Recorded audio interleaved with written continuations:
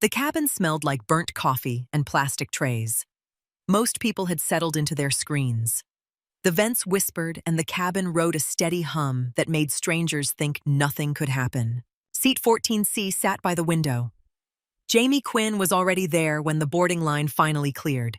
Early 30s, navy sweater jeans, hair twisted into a low knot. No rings, no smartwatch. Her hands rested on her thighs, fingers lightly touching, as if they had been told to stay quiet. The man beside her kept stealing quick glances. Not because she was striking, though she was, but because she barely moved. When the cart rattled past, he asked, "You want anything?"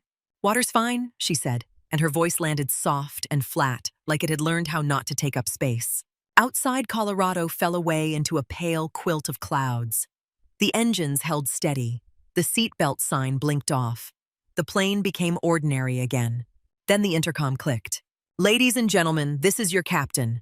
Please remain seated with your seatbelts fastened. Air traffic control has advised we will be receiving a military escort for a portion of the flight." This is a routine security measure. For half a second, nobody spoke. Then the cabin filled with questions. Phones rose like periscopes. A woman across the aisle pressed her face to the glass and whispered, "Is that real?" Two gray shapes slid into view off the left wing, smooth and angular, moving as if the air belonged to them. F-35s. Close enough to see the light strobe on a tail fin. Jamie did not lift her phone. She did not lean to look. She reached into her jacket pocket, pulled out her phone, and tapped one number without checking the screen. It rang once. A voice came through low and clipped the kind that carried rank even when it tried not to. "Raven Doc, say again. Is that you on this flight?" Jamie kept her eyes on the horizon. "Affirm," she said. "Commercial route. Denver to Baltimore." A pause, then a breath that sounded like disbelief being swallowed. "Ma'am, copy. Viper lead has you in sight. Escort will remain in formation." The man beside her went still. "They called you Raven Doc," he said, barely moving his lips. "Who are you?" Jamie set the phone face down in her lap. She took a slow sip of water, then looked back out at the cloud tops. "Nobody," she said. "The jets tightened their spacing anyway. If you're enjoying this story, please hit like and subscribe. And I'd love to know where you're watching from. Drop your city or country in the comments." The cabin did not go back to normal. Screens stayed paused. People kept their faces angled toward the windows, pretending it was casual, as if staring at the sky was a normal way to pass time. Jamie held her water cup between both hands, as if she needed the weight. Outside, the F-35s rode the air close enough that she could read their posture the way other people read weather. Tight spacing. No playfulness. The lead jet sat slightly high, guarding the left wing, like a hand over a flame. Her seatmate tried to smile. "You fly with fighter jets a lot." "No," Jamie said. He nodded, then watched her hands instead of her face. "You sounded like you knew how to talk to them." Jamie took one slow sip and set the cup down with care. "My brother was in," she said. The lie came out clean and ordinary. A small story people could accept without asking for the rest. Across the aisle, a college kid filmed until his phone began to shake. "This has to be a VIP," he whispered. His friend leaned closer, or a threat. A woman 2 rows ahead twisted around. "Did you hear that voice on the call?" she asked nobody in particular. They sounded like they recognized her. Someone answered from farther back, low and confident. "Fighters do not escort a random flight for fun." Heads turned, whispers spread. Jamie's gaze drifted to the overhead panel above her seat. Vents, lights, call button, familiar shapes. She stayed still, breathing in time with the engines. The intercom clicked again. The captain's voice sounded smooth but practiced. "Ladies and gentlemen, thank you for remaining seated. Everything is under control." A few people laughed too loudly. Someone clapped once, then stopped. A child asked too loud, "Are we in trouble?" His mother shushed him and kept staring out the window. Jamie's phone vibrated against her palm. Not a regular buzz. A tight pulse that repeated in a pattern. She waited through the first vibration, then the second, then lifted the screen toward her thigh. No name, just a string of characters. "Priority flag confirmed. Maintain low profile, IK." Her thumb hovered, then dropped. She set the phone face down again. The message did not need a reply. It was not a question. Her seatmate tried again, softer now. "If this is because of you, are we safe?" Jamie turned her head just enough to meet his eyes. His face had the strained politeness of a man trying not to panic in public. "You are safe," she said, and she made it sound like a fact. He swallowed and looked down at his hands. He stopped talking after that. The flight attendant rolled her cart down the aisle with forced cheer. When she reached row 14, she slowed, eyes flicking to Jamie's face and away. "Can I get you anything else, ma'am?" Jamie looked at her name tag. Lila. The woman's fingers trembled just enough to crinkle the pretzel bags. Jamie softened her voice by a fraction.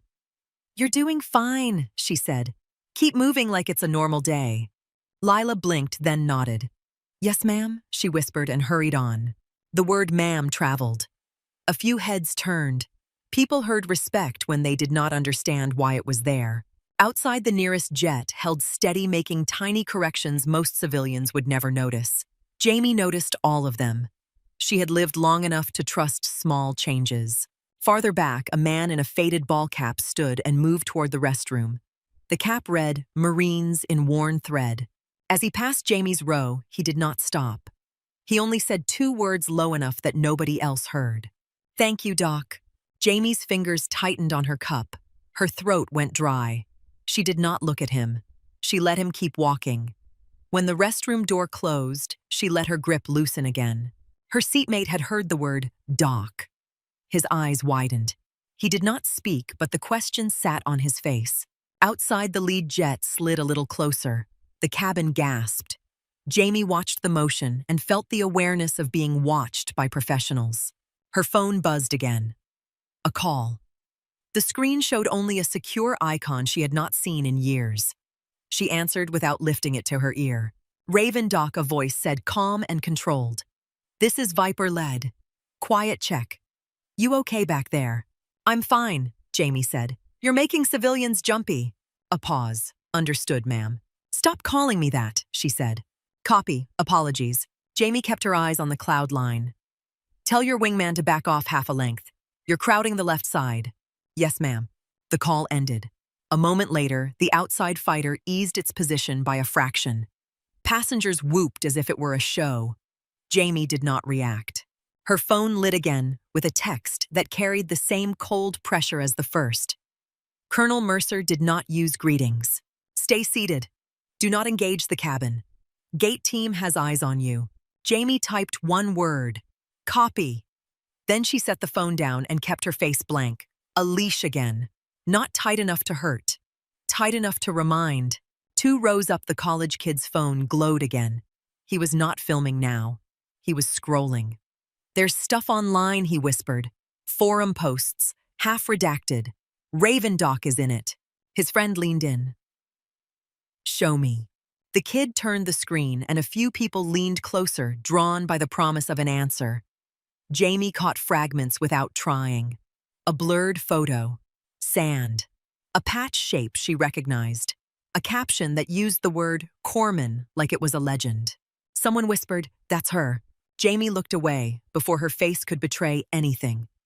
"Give them nothing to grab." A man farther forward twisted in his seat. "Ma'am," he said, aiming the question at the space around her. "Are you military?" Jamie met his gaze for half a second. "I used to work in a place like that," she said, and turned back to the window. Her phone vibrated once more. A new message, short and surgical. "Vehicle staged at BWI. Proceed on arrival. Meeting time advanced. BWI." Not the capital. Not the kind of airport where escorts made sense. She had picked Baltimore because it was smaller, quieter, easier to vanish in.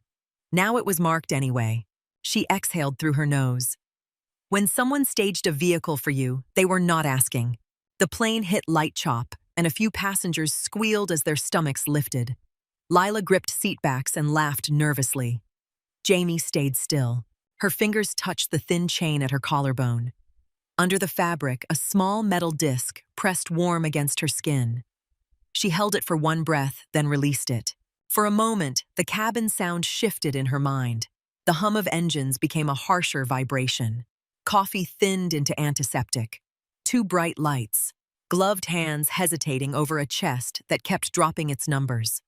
Someone behind her saying, "We're losing him," while another voice argued about protocol, like time could be negotiated. Jamie opened her eyes and stared at the clouds until the edges of the memory went quiet again. Her seatmate was watching her now, not with curiosity, but with something closer to worry. He did not speak. Neither did she. Jamie kept her eyes on the cloud tops until they stopped looking like clouds and started looking like hospital sheets. White, endless, quiet in a way that never stayed quiet. The metal disc under her sweater pressed against her skin when she shifted. It was small enough to hide under fabric, heavy enough to remind. She had worn it for years after she swore she would not. Not because she missed the uniform, but because she did not trust promises made in calm rooms. The memory came back the way it always did without asking. Tacoma, Washington. Night shift. Fluorescent lights that made everyone look sick, even the healthy ones. The air smelled like bleach and warm plastic. Jamie Quinn stood at the nurse station with a clipboard, a hair tie on her wrist, and a badge that read, "Contract RN" in neat black letters. She kept her voice low. She kept her answers short. She did not correct doctors when they called her Jamie, because Jamie was the point. Two nurses traded gossip near the medroom door. "New surgeon in trauma 2 is a mess," one said. "Give him time," the other replied. "He's good, just cautious." Jamie pretended to read an intake note. Her eyes stayed on the hallway instead. The doors at the end blew open and the sound changed. Wheels. Shouts. The hard rattle of a gurney pushed too fast. "Male, late 30s, a paramedic called out. "Found down, hypotensive, tachy, possible internal bleed. We need a bay now." Behind him came a second gurney, then a third. The hallway filled with bodies and urgency. Security appeared out of nowhere, not in a hurry, just present. Jamie felt the subtle shift before anyone said the word. A man in scrubs approached the charge nurse and spoke quietly. His face stayed blank, but his posture tightened. "Special patient," he said, "is trauma 1. The charge nurse looked toward Jamie without meaning to. Then she looked away fast, like she had caught herself staring. Jamie stepped back into the shadow of the station, like she belonged there. Like she was furniture. The doors to trauma 1 swung open and the room swallowed the gurney. Jamie followed at a distance, not assigned, not asked. She had learned a long time ago that when people said special, they meant rules would bend, and rules were where mistakes hid. Inside monitors lit up in green and red, a heart rhythm, a blood pressure that fell again the moment someone tried to stabilize it. A ventilator whined, then steadied. The trauma surgeon stood at the foot of the bed, hands hovering, eyes darting from the screen to the patient's chest. "CT first," he said. The anesthesiologist shook his head. "He's crashing. We lose him in the hallway that's on us." "Protocol says confirm source," the surgeon replied, and the word protocol landed like a shield he was holding in front of his own fear. The patient's face was half covered by an oxygen mask. His hair was damp with sweat. His jaw clenched against pain that was slipping toward shock. A stitched cut ran along his temple, already swelling. On his wrist, under dried blood, a bracelet tag read, "Ian Vale." Jamie saw the man, not the label. She saw the way his chest rose in shallow pulls, the way his skin cooled at the edges. She watched the surgeon's hands, clean and uncertain. A nurse called out, "Pressure is dropping again." The surgeon glanced at the clock as if time might slow down for him. "We need imaging," he repeated, softer. Jamie stepped closer, without meaning to. Her shoes made no sound on the rubber floor. A resident pointed at the monitor. "We're losing waveform." The anesthesiologist swore under his breath. "He needs the OR now." The surgeon hesitated, and in that hesitation, Jamie heard the old sound, the one from another place. Radio static. Men shouting over each other. A medic waiting for someone higher rank to say yes, while a pulse faded. Her mouth moved before her mind finished deciding. "Open him," she said. The room went still for a heartbeat, like the lights had dimmed. The surgeon turned sharply. "Excuse me?" Jamie kept her voice even. "Abdomen is distending. He is bleeding out. If you take him to CT, he dies in the hall. The surgeon stared at her badge. "You're not assigned to this case." "I'm here," she said. That was the wrong answer in a hospital because it did not respect the latter. But it was the only answer that had ever mattered when seconds ran out. The anesthesiologist looked at her, then back at the monitor. "She's not wrong," he muttered. The surgeon swallowed. His pride fought his panic. "We do not cut without confirmation." Jamie stepped to the bedside and pressed 2 fingers lightly near the ribs, watching the patient's face for response. Vale flinched, then went slack, his eyelids fluttering. "Confirmation," Jamie said, and her voice got colder. "Look at him." The charge nurse shifted. "Doctor, his pressure is 40 systolic." The surgeon finally moved, but he moved like a man stepping onto ice. "Prep for OR," he ordered. "Now." The room snapped back to motion, but it was not clean motion. It was frantic, disorganized, too many hands reaching for the same thing. Jamie slid into a spot near the head of the bed. She took the patient's wrist, found the pulse that was disappearing, and called it out. "Threading," she said. "You have seconds, not minutes." The surgeon shot her a look that carried a warning and a plea at the same time. They pushed the gurney out, and the hallway lights smeared into a bright blur. Security fell in behind them. One of them wore a plain jacket with an earpiece. His eyes swept every doorway, every corner, not like a guard in a hospital, like a guard in a hostile place. In the elevator, the monitor alarm chirped again. "Come on," someone whispered. Jamie leaned close to the patient's ear. Her voice stayed low. "Breathe," she said. "Stay with me." He did not answer, but his fingers twitched once against her glove like he heard her anyway. In the operating room, the surgeon scrubbed in with shaking hands. The staff moved fast, but the fear was thick in the air. It was the kind of fear people tried to hide behind titles. Jamie stayed near the table. She did not take the scalpel. She did not need to. She watched the surgeon's eyes. She watched the monitor. She watched the timer in her head that no one else could see. "Incision," the surgeon said. The first cut opened a dark red truth. Blood welled up fast, not a clean bleed, a violent one. The anesthesiologist cursed. The suction struggled. The surgeon froze for the smallest fraction of a second. Jamie's voice cut through it. "Pack," she said. 4 quadrants, now." A scrub tech hesitated, then moved. Sponges went in. Pressure applied. The bleeding slowed enough to breathe. The surgeon's eyes flicked to Jamie, then back to the open cavity. Source, he said more to himself than to anyone. Jamie pointed with 2 fingers, calm as if she was pointing at a diagram. "There," she said. "Retroperitoneal. You need to clamp higher." The surgeon swallowed hard. "How do you know that?" "I'm looking," she replied. He moved, and this time he moved with purpose. A clamp. A tie. Another clamp. The bleeding changed from chaos to control. The monitor steadied by degrees. The room exhaled in pieces. "Pressure is coming up," the anesthesiologist said, disbelief threaded through his relief. The surgeon's shoulders sagged, then squared. "Okay," he whispered. "Okay." For the next hour, Jamie said only what was necessary. "Clamp. Pressure. Watch that." Again. Her voice never rose. Her hands moved when asked, and when they were not asked, but needed. The staff started obeying her without realizing they were doing it. The patient's chest rose more evenly. Color returned to his lips.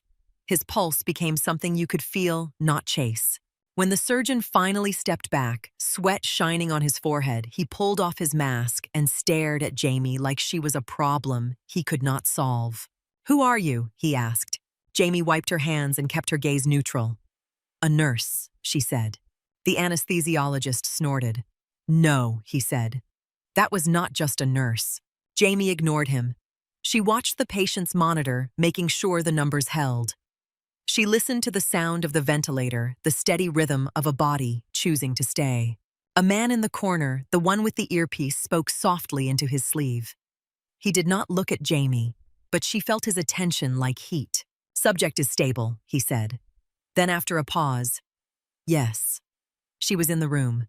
Jamie's stomach tightened. After the case, she walked out of the OR suite and into the hallway where the light was less harsh. Her scrubs smelled like iron and antiseptic. She headed for the locker area with her shoulders held loose, as if she had only done what any competent nurse would do. A resident caught up to her breathless. "Hey," he said. "Jamie. Right? That was insane. Where did you learn to do that?" She did not slow. "On the job," she said. He laughed, then stopped when he realized she was not joking. "You gave orders in there," he said. "Doctors do not like that." "I didn't give orders," Jamie replied. "I gave time." She reached her locker, opened it, and stared at the neatly folded spare set of scrubs inside. She had kept her life small on purpose. No photos, no personal items, no past. Her phone buzzed. Unknown number. She let it buzz once, twice, then answered. A man's voice came through smooth and firm. Not hospital, not civilian. The kind of voice that did not ask for permission to exist. "Jamie Quinn," he said. Her skin chilled, speaking. "This is Colonel Grant Mercer," he replied. "Department of Defense. I need you to listen carefully." Jamie's eyes closed for a moment. She could picture him without seeing him. Clean uniform, controlled breathing, a man who wore authority the way others wore a watch. "I'm listening," she said. "You intervened in an emergency procedure tonight," Mercer said. "On a protected individual." "He was dying," Jamie replied. A pause. "Yes," Mercer said. "He is alive." Jamie's fingers tightened on the phone. "Then we are done." "We are not," Mercer said, and there was no anger in it. Only certainty. "Your name did not appear in our system the way it should. That is a problem. And your voice on the floor, the way you moved, that is a bigger problem." Jamie stared at the blank locker door. Her reflection looked like any tired nurse at the end of a long shift. Pale, quiet, forgettable. "I don't know what you think you saw," she said. Mercer's voice lowered slightly. "I think I saw a person who is not supposed to exist on a civilian roster. I think I saw training that does not come from nursing school. I think I saw a call sign on an old file that never stopped being active." Jamie's throat went tight. She did not speak. "Do not hang up," Mercer said, "and do not leave town." Jamie's lips parted and she tasted that old metallic fear, the one she had not tasted in years. "I'm not your soldier," she said, and her voice stayed calm only because she forced it to. Another pause. Then Mercer softer, as if he understood the shape of her resistance. "No," he said. "You are not, but you are in our lane again." The line went dead. Jamie stood with the phone at her ear, listening to silence. Around her, the hospital kept moving. A janitor pushed a mop bucket. A nurse laughed at something down the hall. A vending machine hummed. She slid the phone into her pocket and changed out of her scrubs with hands that did not shake until she was alone in her car. In the parking lot, rain tapped against the windshield. She sat with the engine off and the lights dark, watching the emergency entrance across the lot. She watched security. She watched staff come and go. She watched for patterns. A black SUV rolled in and parked without turning its headlights on. Jamie did not move. She lifted her hand to the thin chain at her neck and pressed the metal disc under her shirt until it left a faint ache. Then she started the car, drove home by side streets, and packed a bag the way she used to, quiet and fast, choosing only what mattered. Back in the present on the plane, her phone lay face down in her lap. The engines thrummed. The cabin whispered. Jamie opened her eyes and stared at the clouds until they were only clouds again. Her seatmate was asleep now, head tilted toward the window mouth slightly open. People around her had returned to their screens, exhausted by their own fear. Outside, the fighters held their line. Jamie's phone vibrated, once the same tight pulse as before. She did not pick it up right away. She breathed in. She assessed. She let the vibration finish. Then she turned the phone over. The phone screen glowed against Jamie's palm. BWI arrival confirmed. Vehicle staged at Gate C. Proceed on landing. Fort Belvoir update upon transfer. Jamie read it once, then again, as if a second pass might change the words. She turned the brightness down and slid the phone back into her lap. Outside, the F-35s held their position, with the patience of people paid to stay alert.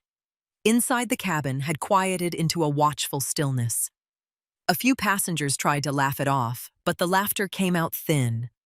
People kept looking toward row 14, then away, as if eye contact might pull them into something classified. The captain came back on the intercom, voice carefully smooth. Ladies and gentlemen, we will be beginning our descent shortly. Please ensure your seatbacks are upright and your seatbelts are fastened. Seatbelts clicked in a scattered chorus. Tray tables snapped shut. The routine made everyone feel safer even though nobody knew what they were making room for. Jamie kept her hands still. Her seatmate, the businessman, leaned a fraction closer. "Is there something I should do?" he asked. Jamie looked at him. Really looked. He had the face of a man who planned everything 2 quarters ahead and suddenly realized plans did not matter. "Stay seated," she said. "Let the crew do their job." He swallowed. "And you?" Jamie returned her eyes to the window. "I'll do mine."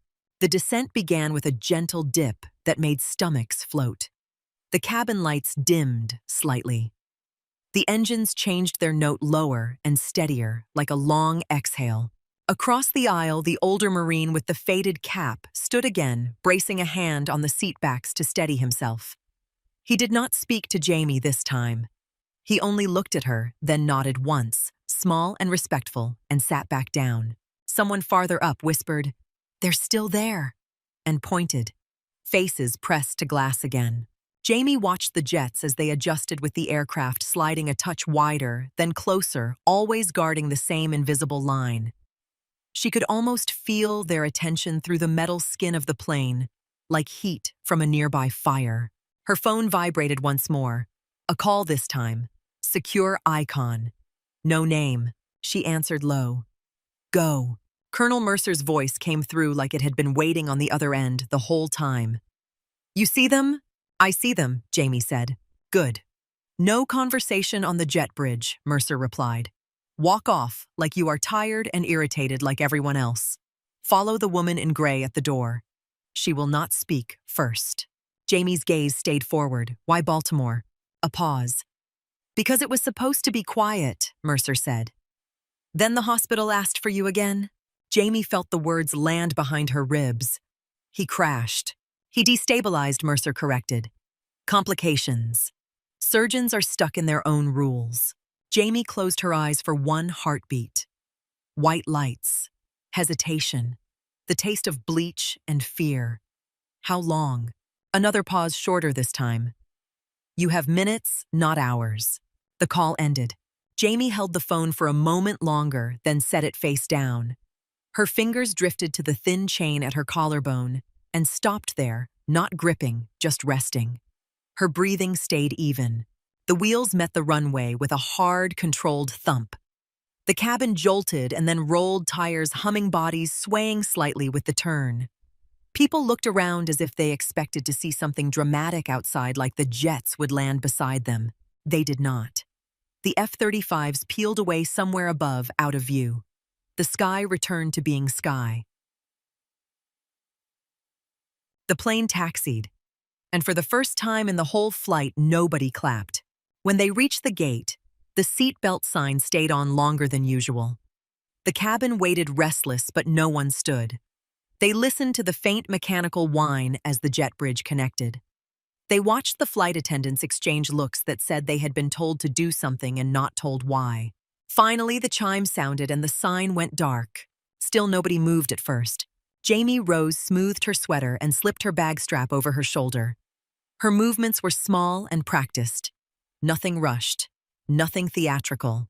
As she stepped into the aisle, heads turned in a wave. Phones came up again, but lower this time, as if people had realized they were filming something that did not want to be filmed. The business traveler stood too, then hesitated, unsure whether he was allowed to exist in her orbit. "Ma'am," he said quietly, "I hope you're okay." Jamie gave him a look that was not warm but not cruel. "Get home," she said. He nodded, and it looked like gratitude. At the aircraft door, a woman waited just outside the threshold. Gray suit, hair pulled tight, no badge visible, but her posture carried a kind of authority that did not need metal clipped to fabric. She did not smile. She did not glance around. She looked straight at Jamie. Jamie stepped forward like she belonged to the moment, not like she had been dragged into it. The woman in gray turned and walked without speaking. Jamie followed. Behind them, the line of passengers stalled.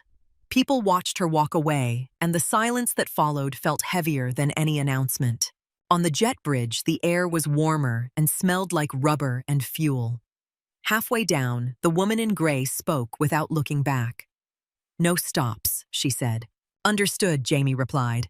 They reached the terminal door where two men stood in plain clothes. One held a phone to his ear.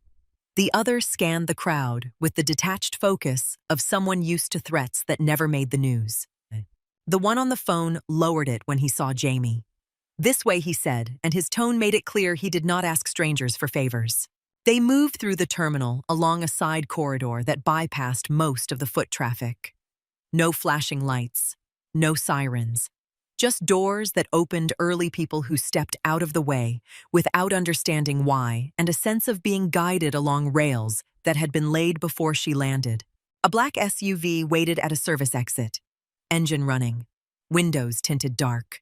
The rear passenger door opened before Jamie reached it. Inside, the air was cool and smelled faintly of leather and antiseptic, a strange combination that made her stomach tighten.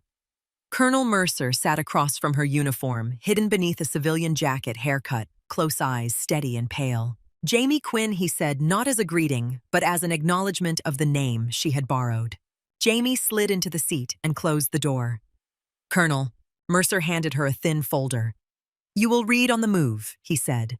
Jamie opened it. Not much text, just numbers and timestamps. Blood pressure trends, heart rate, oxygenation. A line that said hemorrhage controlled, then another that said instability recurring. Notes from a surgical team that sounded like people trying to prove they had done everything right, while a patient did everything wrong.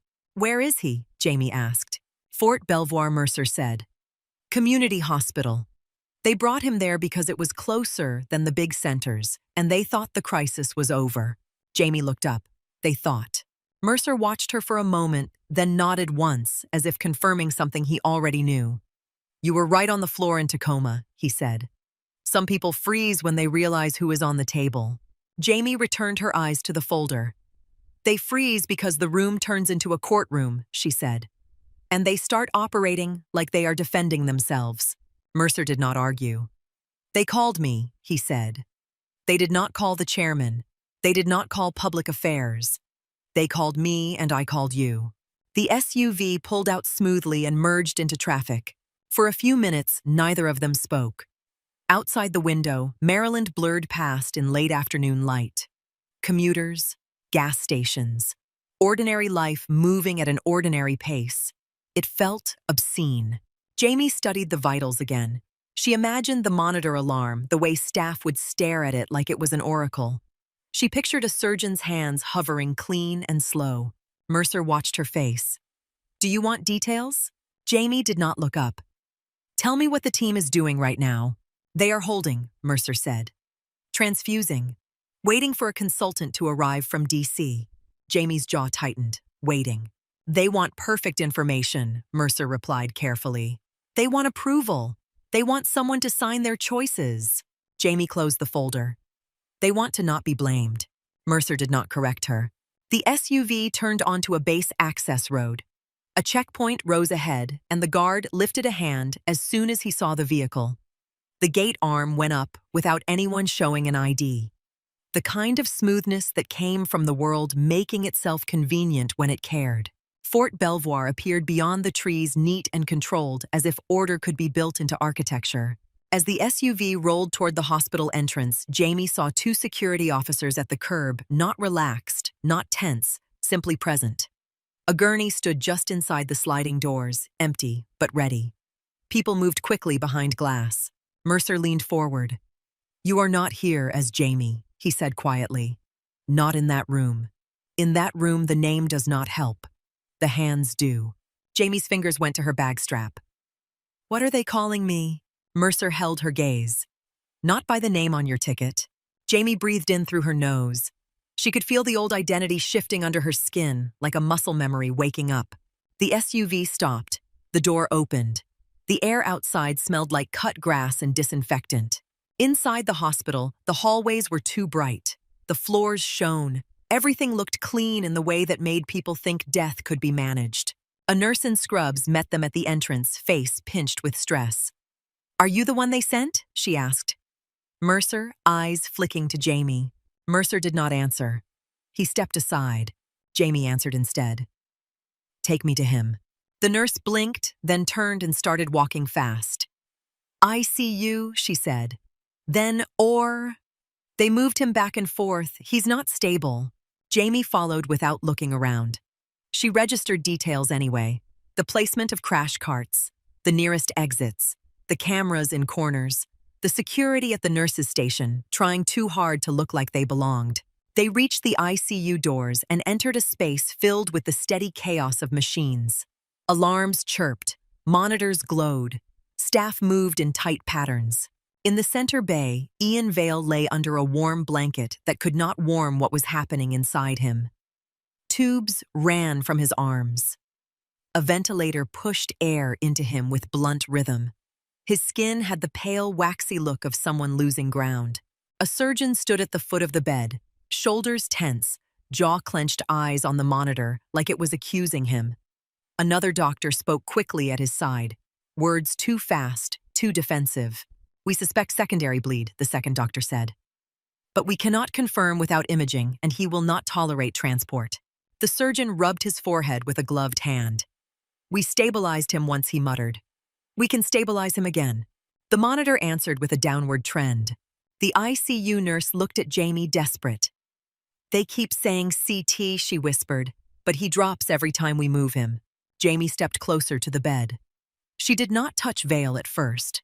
She watched the ventilator wave. She watched the pulse ox lag. She watched the pressure. The surgeon noticed her presence and turned. "Who are you?" he asked, sharp. Jamie met his eyes. "The person you asked for," she said.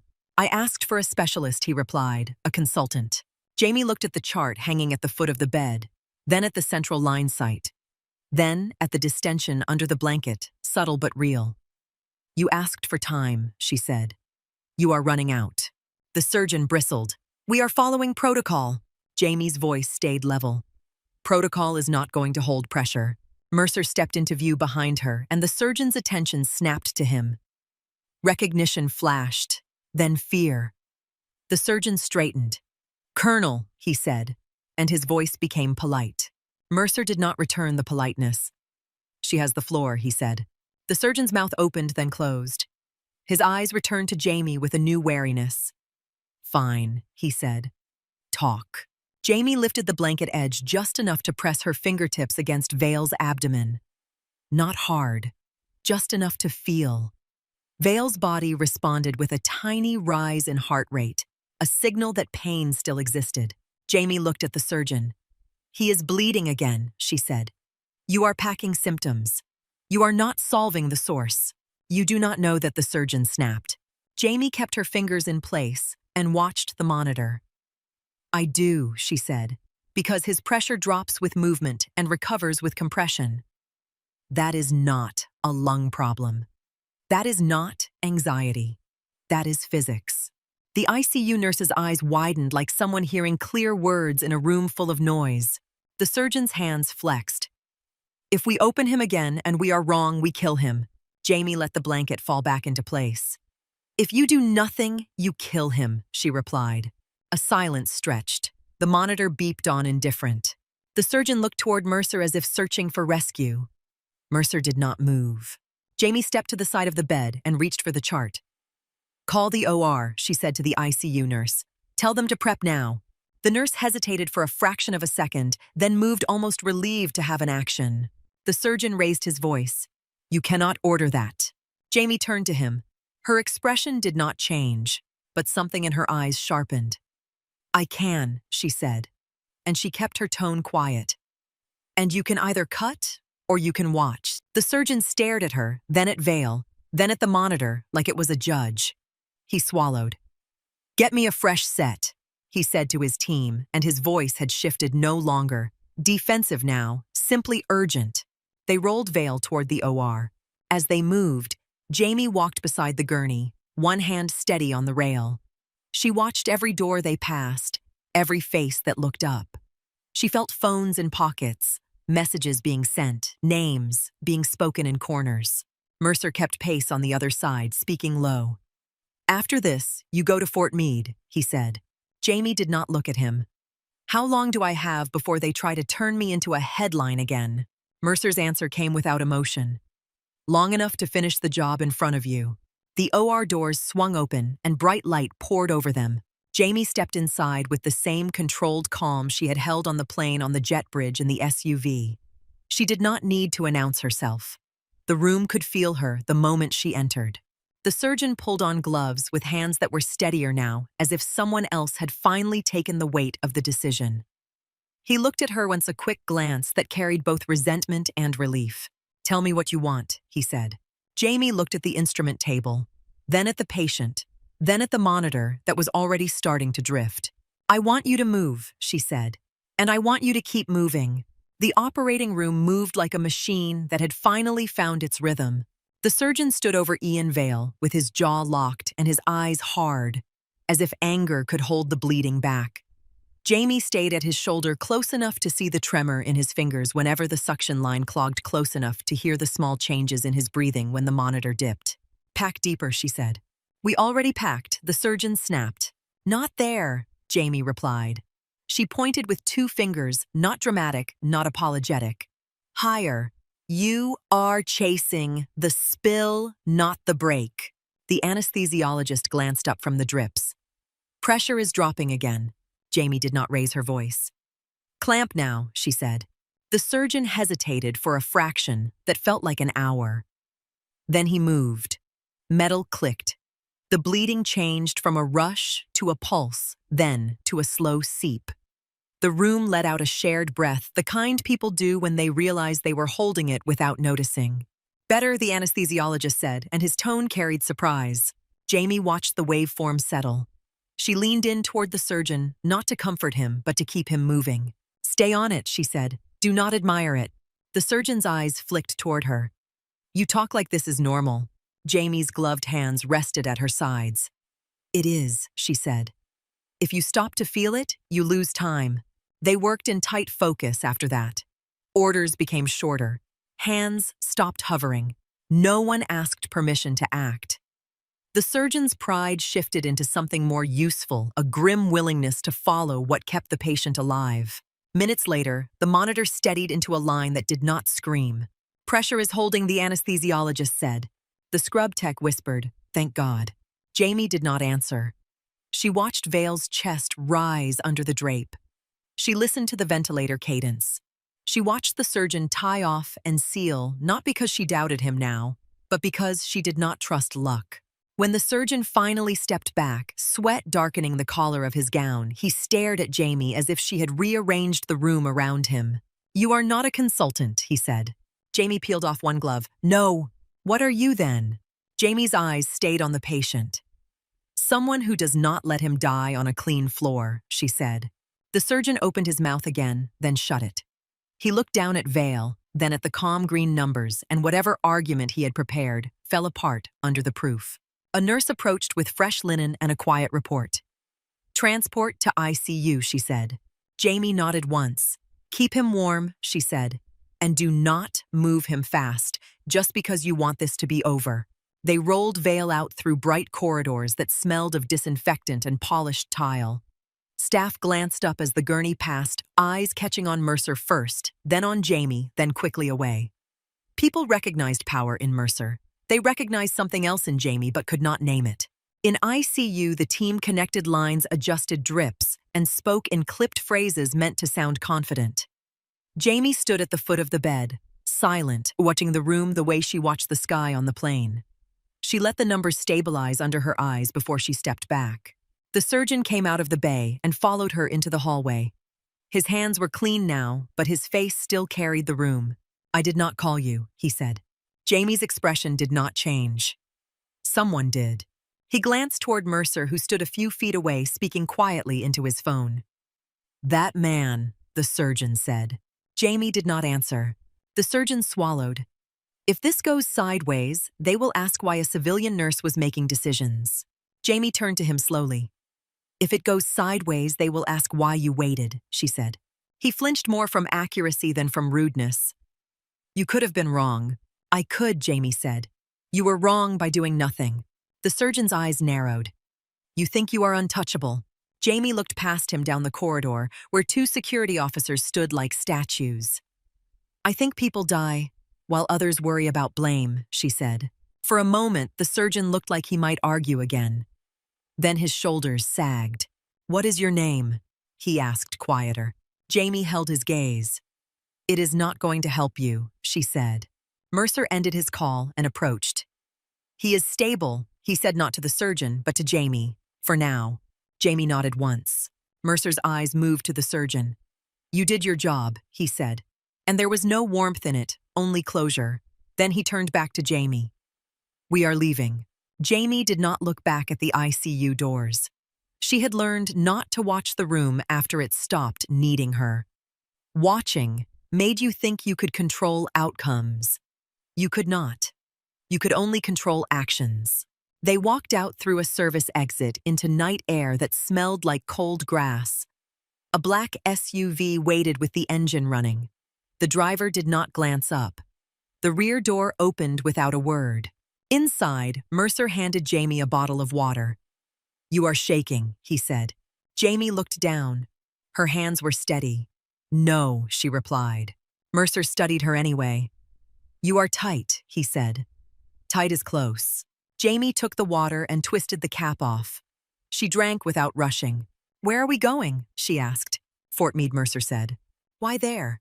Because the people who asked for you do not sit in that hospital, Mercer replied. They sit at tables. Jamie stared out the window as they pulled away. The base roads were quiet, lit by spaced street lamps. The world outside looked normal. Cars moved. Porch lights glowed. Somewhere a dog barked once and stopped. It made the urgency feel even sharper, like a blade inside a sleeve. Mercer opened a thin folder on his lap and slid it toward her. You will not like the language, he said. Jamie did not touch it at first. They have been using language I do not like for years. Mercer's mouth twitched, not quite a smile. Fair. Jamie opened the folder. The first page was not medical. It was a photo, grainy and old, a woman crouched in dark sand with a medic bag, her face half turned away. The second was another photo, clearer, showing a patch on a sleeve and a set of eyes that looked like they had forgotten how to blink. Jamie closed the folder and held it between her palms. Do not do that, Mercer said. Do not do what? Pretend you do not recognize yourself, he replied. It wastes energy. Jamie stared at him. The streetlight glow caught his eyes and made them look almost silver. He did not blink. What do they want? She asked. Mercer answered without hesitation. They want you to stop hiding. Jamie's jaw tightened. That is not a mission. It is to them, Mercer said. The SUV passed through a gate without stopping. A guard saw Mercer's face and lifted the barrier as if his arm moved on its own. Fort Meade at night looked like order, straight roads, clean signage, buildings that held their breath. Mercer led her into a low structure with tinted windows and no obvious markings, the kind of place that did not need a sign, because the right people already knew. Inside, the air was cool and smelled like paper and electronics. A woman in a gray suit met them in a hallway. Tight hair, neutral face, eyes that checked distance, exits, and posture in a single sweep. This way, she said. Jamie followed without asking. Her footsteps made no sound on the tile. They entered a conference room that felt too polished to be real. A long table, a row of flags, a projector already warmed up, light faintly humming. Several men and women sat spaced apart, not because of comfort, but because spacing gave them room to control. Nobody offered a hand. One man at the head of the table stood. He wore a dark suit, but his posture carried military bones. Ms. Quinn, he began. Jamie did not sit. Mercer stepped forward. That is her travel name, he said. The man's eyes shifted, and for the first time, the room showed a crack of curiosity. He nodded once, as if accepting a correction he should have known already. Lieutenant Commander Tessa Rourke, he said. The name landed in the room like a door closing. Jamie's face stayed neutral. I am not active duty. A woman to his right lifted a folder. Status is complicated, she said. Jamie looked at the folder. Status is simple, she replied. I left. The man at the head of the table held up a hand not in surrender, but in patience. We know you left, he said. We also know you intervened in a protected case in Tacoma. Then again, at Fort Belvoir, Jamie's gaze did not drop. He was bleeding. A different voice spoke from farther down the table, older controlled. You stabilized him twice under civilian cover. Jamie heard the way they said cover, like they had finally stopped pretending they did not see what she was doing. The projector clicked. A slide appeared, not a title, just a date and a grid reference.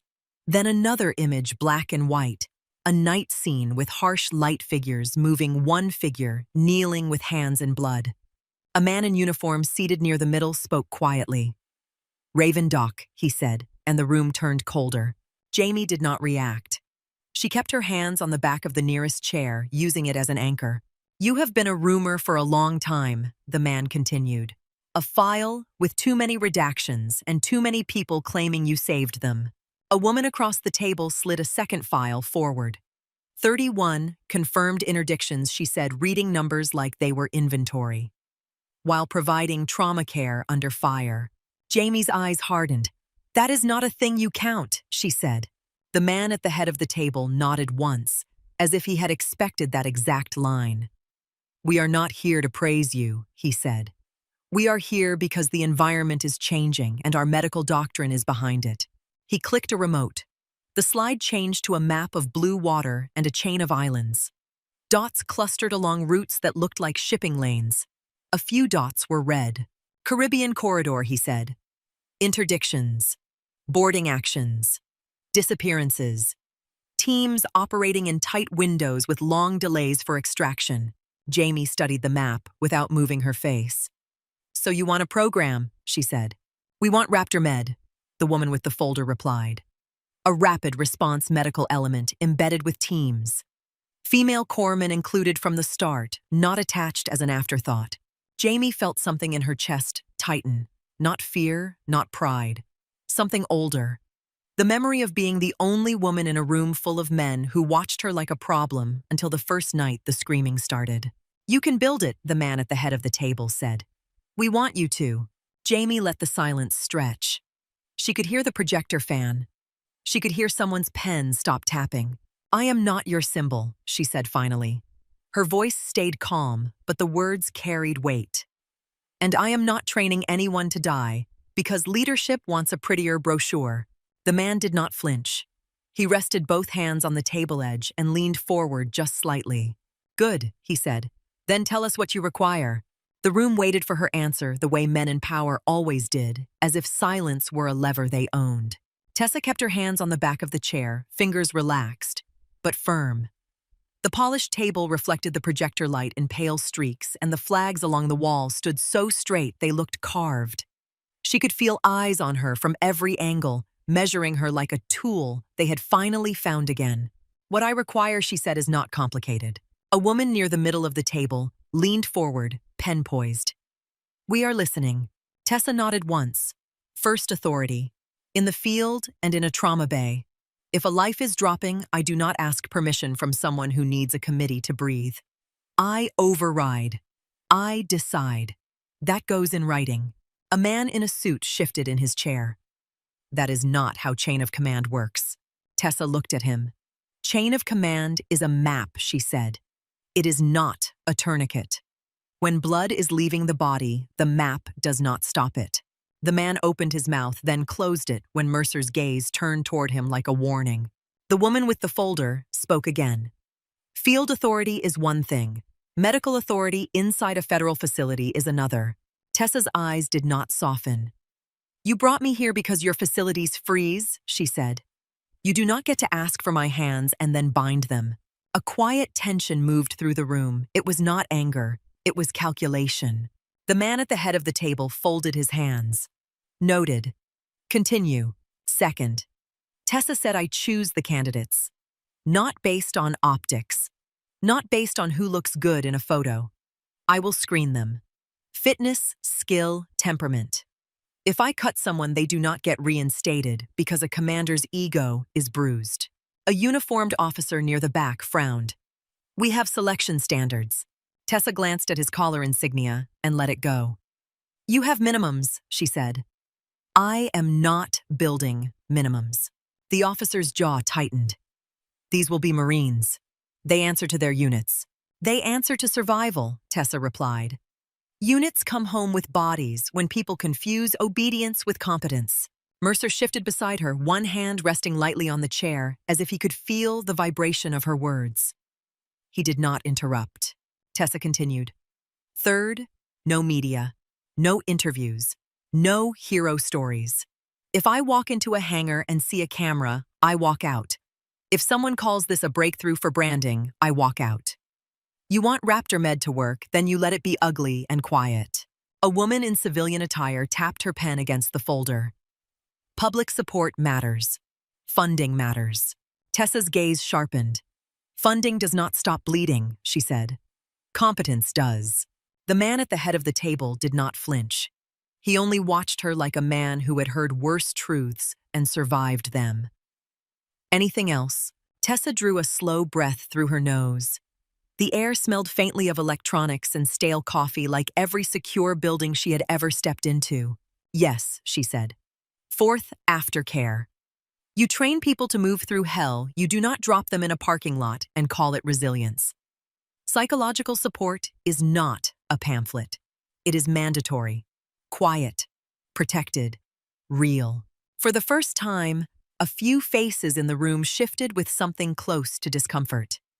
Not because they disagreed, but because it was easier to count injuries than to count what happened behind someone's eyes. A man in uniform cleared his throat. "We can provide resources. Resources are useless if people fear using them," Tessa said. "Make it normal. Make it part of the job. Or you will train medics who can stop an artery and cannot sleep."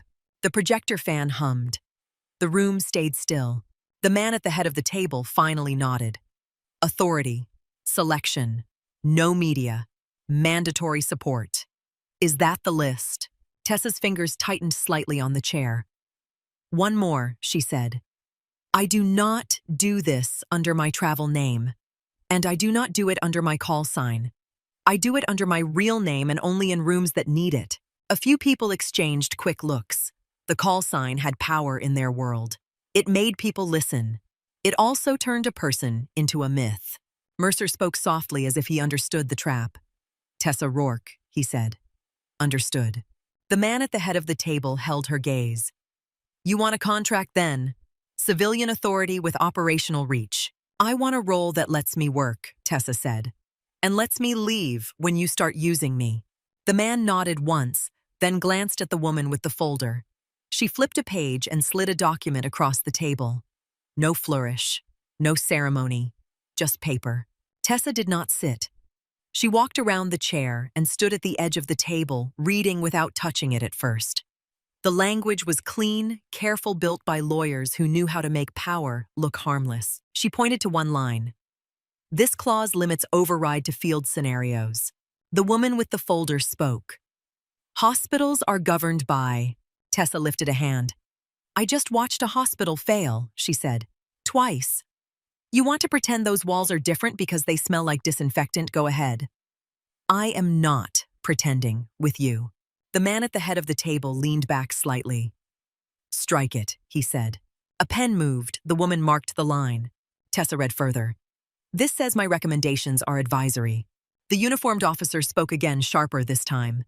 "They are advisory. You are not in the chain." Tessa turned her head toward him. "Then you called the wrong person," she said. The man at the head of the table did not look at the officer. He looked at Tessa. "What word do you want?" "Directive," Tessa answered. The room went silent. The woman with the folder hesitated. "That will cause friction." Tessa's voice stayed even. "Friction is heat," she said. "Heat means something is moving." The man at the head of the table nodded once. "Directive," he repeated, and the words settled into the room like a weight. Tessa scanned the next page, then stopped at a line that offered reinstatement, a rank title, and a ceremonial path back into uniform. She exhaled slow. "Remove this." Mercer watched her face. "They thought you might want it." "I do not," Tessa said. The man at the head of the table held up a hand as if to pause a negotiation. Why? Tessa looked at the reinstatement line and saw a different image in her mind. A young woman in desert gear, sand-crusted at the edges of her sleeves, hands slick, eyes too calm. A radio crackling with voices that sounded like boys trying to be men. A commander yelling for a medic like it was prayer. She blinked once, and the room returned. "Because the uniform makes people believe I owe them," she said. "I will not owe anyone who is comfortable failing." No one argued. No one smiled.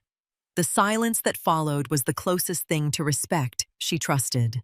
The man at the head of the table pushed the document slightly closer. "Then sign as you are."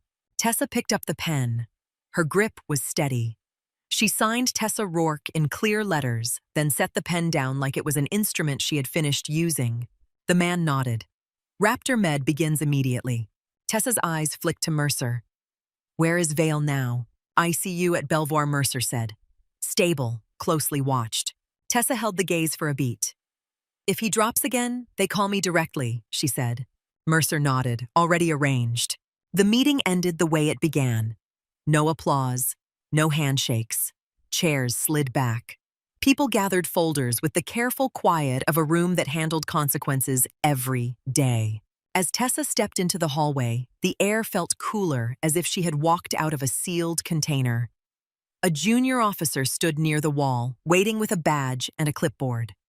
He looked young, too young to carry the tension in his shoulders, and his hands held the badge as if it were heavier than plastic. "Ma'am," he said, then corrected himself quickly. "Ms. Rourke, I am Lieutenant Harris. I will be your point of contact for access and scheduling." Tessa took the badge without looking at it. "Do not call me ma'am." His ears reddened. "Yes, Ms. Rourke." She glanced at his face. He had the look of someone who had grown up hearing stories and did not know how to speak to the person inside them. Tessa softened her tone by a fraction. "You are doing fine," she said. "Just be direct." His shoulders dropped, slightly relieved to be given something clear. "Transportation is staged," he said. "We can take you to temporary quarters on base, or directly to your first site visit." "Site visit," Tessa repeated. Harris nodded. "Camp Lejeune. The command element is standing by." Mercer appeared at her side again, phone in hand. "They are not thrilled," he said quietly. Tessa looked at him. "They do not have to be thrilled." The drive south took them through stretches of highway that looked like every other highway in America. Gas stations, fast food signs, families in minivans. A world that did not know a secure conference room had just shifted a piece on a board. Tessa sat in the back seat of the SUV, badge in her hand, turning it once between her fingers. The photo on it showed her face under harsh lighting, hair pulled back, eyes flat. It looked like a person who had learned how to disappear and was now being forced to exist again. Mercer spoke from the front seat without turning. "You will get resistance." Tessa looked out the window. "I expect it. They will test you," he added. Tessa's gaze stayed steady. "Let them." When they reached the base, the air changed. Salt edged the wind. The scent of pine and wet earth moved through the open spaces between buildings. Tessa stepped out and felt the ground under her feet like a familiar language. A Marine captain met them near a low hangar, his uniform crisp, his expression carefully neutral. "Ms. Rourke," he said, "we have a small group assembled for initial screening. 30 candidates." Tessa looked past him toward the hangar doors. "Small," she repeated. The captain held her gaze. "We were told you wanted quality." "I want truth," Tessa said. "Open the doors." Inside the hangar smelled like concrete metal and sweat that had sunk into the walls over years. A line of women stood at attention under bright lights. Different heights, different faces. Some held their chins high as if daring the world to doubt them. Others looked calm in a way that was almost unsettling. A few swallowed hard when Tessa entered, eyes flicking toward her badge, then toward Mercer, then back to her face. Tessa walked the line slowly without speaking. Boots aligned, hands flat at seams, eyes forward. She watched their breathing, the tension in their shoulders, the way a jaw clenched when she passed. One woman near the center had a small bruise along her knuckles, half healed.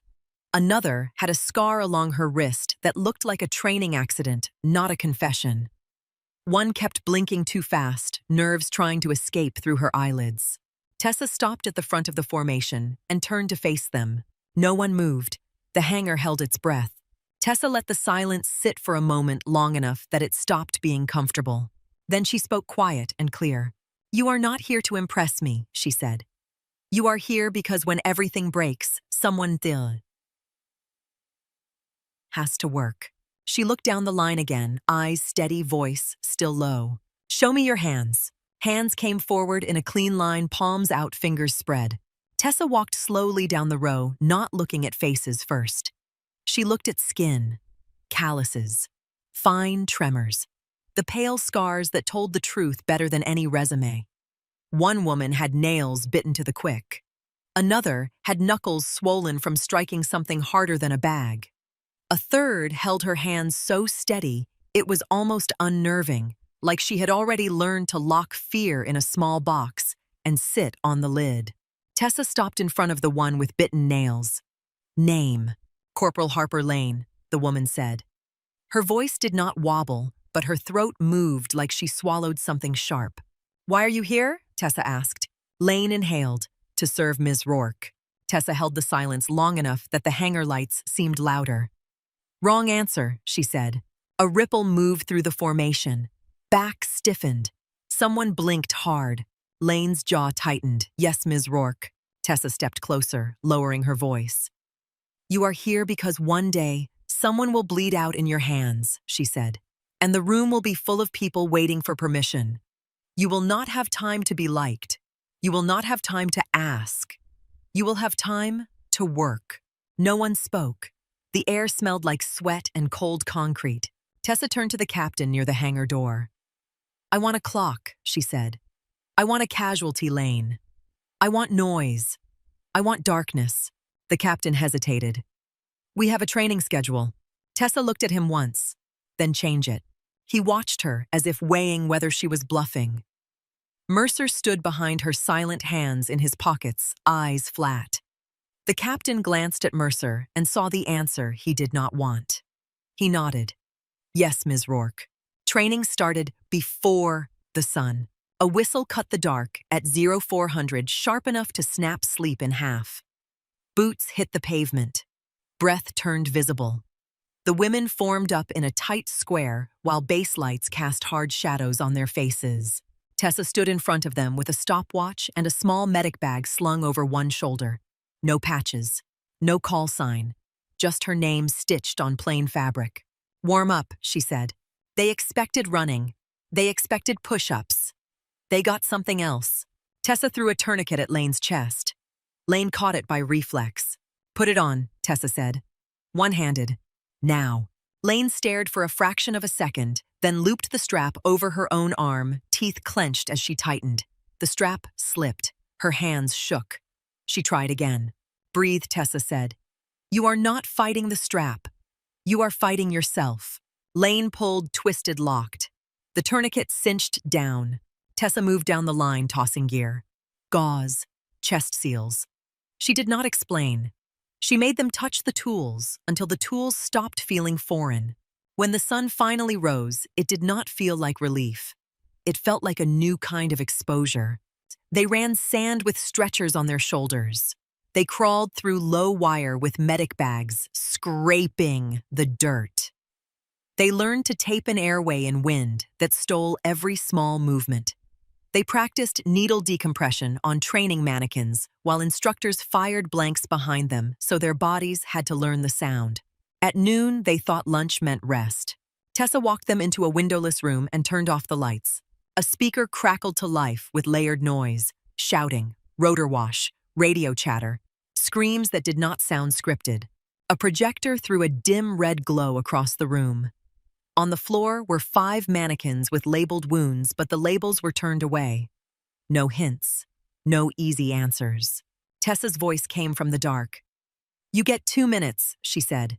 Triaged, treated, moved. A hand lifted somewhere. "Ms. Rourke, what are the scenarios?" "You tell me," Tessa replied. The timer started. The first few runs were ugly. People froze eyes, darting minds trying to find the correct textbook page. Hands reached for gear and fumbled. Someone began compressions on a mannequin with a blown chest, because panic makes people do something. Anything, just to feel useful. Tessa let it happen for one run. Then she snapped the lights on. "Stop," she said. Everyone froze, mid-motion, breathing hard like they had sprinted. Tessa walked to the mannequin with the blown chest and pointed at the compressed rib cage. "What did you just do?" The trainee swallowed. "CPR, Ms. Rourke." Tessa nodded once. The trainee's eyes flicked to the others. "Because he was not breathing." Tessa leaned closer. "He was not breathing because you did not seal his chest," she said. "You were trying to win a quiz." "This is not a quiz." She moved to another trainee who stood with a needle in hand and sweat in her eyebrows. "Why are you holding that?" To decompress, the trainee said quickly. "Why?" Tessa asked. The trainee's mouth opened, then closed. "Because. Tension pneumothorax." Tessa held her gaze. "Show me," she said. The trainee blinked. Tessa tapped the mannequin's neck. "What do you see?" The trainee forced herself to look instead of guess. "Trachea is midline," she said. "No jugular distension. Breath sounds are equal." Tessa stepped back. "So what are you doing?" The trainee lowered the needle, shame rising in her face. "Nothing," she whispered. Tessa nodded. "Good," she said. "Nothing is a skill. Sometimes the best thing you can do is not make it worse." They ran the room again. Then again. Then again. By the fifth run, the panic changed shape. People still felt it, but they stopped letting it drive the hands. Lane's fingers began to move with purpose. Not fast for show. Fast because fast was required. After dusk, when their muscles began to tremble from fatigue, the first complaint reached Tessa. The Marine captain found her near the training field, voice tight. "Ms. Rourke, we have commanders asking why you are pushing them this hard this early." Tessa wiped dirt from her hands with a towel and looked at him. "Tell them." "Because bullets do not scale intensity," she said. The captain's jaw flexed. "They are worried about injuries, so am I," Tessa replied. "That is why we train. You want fewer injuries, you teach people how not to hesitate." He hesitated on his own words, then tried another angle. "They are also asking about your authority. They said you overruled the medical training NCO." "I did," Tessa said. "He says you embarrassed him." Tessa's face stayed calm. "He embarrassed himself," she replied. "He told a trainee to wait for approval to place a tourniquet." The captain exhaled, frustrated. They do not like being corrected by a civilian. Tessa looked past him toward the field where Lane and two others practiced dragging a casualty sled, shoulders shaking, faces set. "They do not have to like me," she said. "They have to trust the result." Mercer appeared on the edge of the light, phone in hand. He did not interrupt. He listened like a man who had already chosen his side. The captain saw Mercer and went quieter. "We can smooth this," he said. "We can adjust." Tessa's eyes came back to him. "If you smooth it, you ruin it," she said. "They are not fragile. Treat them like professionals." The captain left with his mouth tight, not satisfied, not willing to fight it. Tessa watched him go, then turned back toward the trainees. Lane sat on a bench near the field, breathing hard, hands in her lap. Her knuckles were white from gripping her own knees. Tessa walked over and sat beside her without asking. For a moment, they listened to the distant sound of boots and shouted counts. Lane spoke first, voice low. "I thought I wanted this," she said. Tessa looked straight ahead. "You do," she replied. Lane's laugh came out shaky. "How do you know?" Tessa turned her head and watched Lane's hands, the bitten nails, the faint tremor that came and went like a stubborn pulse. "Because you keep showing up," she said. Lane swallowed. "My hands shake," she admitted. Tessa nodded. "Mine did too," she said. Lane stared at her. "When?" Tessa's gaze stayed forward. "Every time it mattered," she replied. Lane's shoulders dropped slightly, as if the permission to be human loosened something inside her. "Then how did you stop it?" Tessa finally looked at her. "I did not stop it," she said. "I worked anyway." They sat in silence for a few beats. The night air smelled like damp earth and exhaust from distant vehicles. Lane rubbed her palms against her thighs. "People keep calling you things," she said. "They say your name in the hall like it is a story." Tessa's expression did not change. They can say whatever they want, she replied. In the field, none of it will save you. Lane nodded slowly. Yes, Ms. Rourke. Tessa stood. Get water, she said. Then meet me at the litters. Lane rose with her legs stiff. Yes. The next day, Tessa introduced a new rule without ceremony. Before training, every trainee checked in with a staff medic and a counselor who wore plain clothes and no rank. Not a lecture, not a briefing. A quiet question and an honest answer. The first time, the women looked suspicious, as if the question itself was a trap. Tessa stood at the door and watched them file through. One of the instructors muttered, "This is not standard." Tessa answered without turning. "Standard breaks people," she said. "We are building something that holds." By the end of the first week, the hangar felt different. Not softer, sharper. The women moved with fewer wasted gestures. They spoke in shorter phrases. They stopped asking for reassurance in their eyes and started asking for confirmation in their hands. They learned how to call out a dropping pressure without sounding like they were begging the room to fix it. On the 7th night, Tessa ran them through a full casualty lane under red light. Smoke machines filled the air, blanks cracked in the distance. A helicopter recording thundered over speakers so loud it made teeth vibrate. The trainees moved in teams of 2, one treating one, covering rotating roles every run. Lane dropped to her knees beside a mannequin with a leg wound and arterial bleed. Her partner fumbled for gauze. Lane's voice cut through the noise steady. "Tourniquet high," she said. "Now, twist until it stops." Her partner did it. The bleeding slowed. Lane checked airway, then chest, then pulse. Her hands did not shake. Her breathing stayed controlled. Tessa watched from the edge of the lane, stopwatch in hand, eyes locked on details. She saw the shift she had been waiting for, the moment when training became instinct. The timer beeped. Lane looked up at Tessa, sweat shining on her forehead. For the first time, her expression held something solid. Not pride, not relief, readiness. Tessa nodded once. "Reset," she said. A phone buzzed in her pocket, sharp and out of place in the thick training noise. She ignored it until the lane cleared. Then she stepped into the shadow behind a stack of cases and checked the screen. Mercer's message was short. "Briefing room. Now." Tessa slid the phone back into her pocket and returned to the light. "Gear down," she called. "Form up." 30 women moved into lined shoulders, squared eyes forward, breathing hard. Tessa walked to the front and faced them. Her voice stayed calm, but the air around her had changed. "Listen," she said. "When you hear your name, you move." The line held steady. 30 faces, sweat-streaked eyes, forward chests, rising and falling in unison. "Listen," Tessa said. "When you hear your name, you move." A few heads tilted almost imperceptibly. The kind of movement that meant they were trying to hide nerves from the person standing in front of them.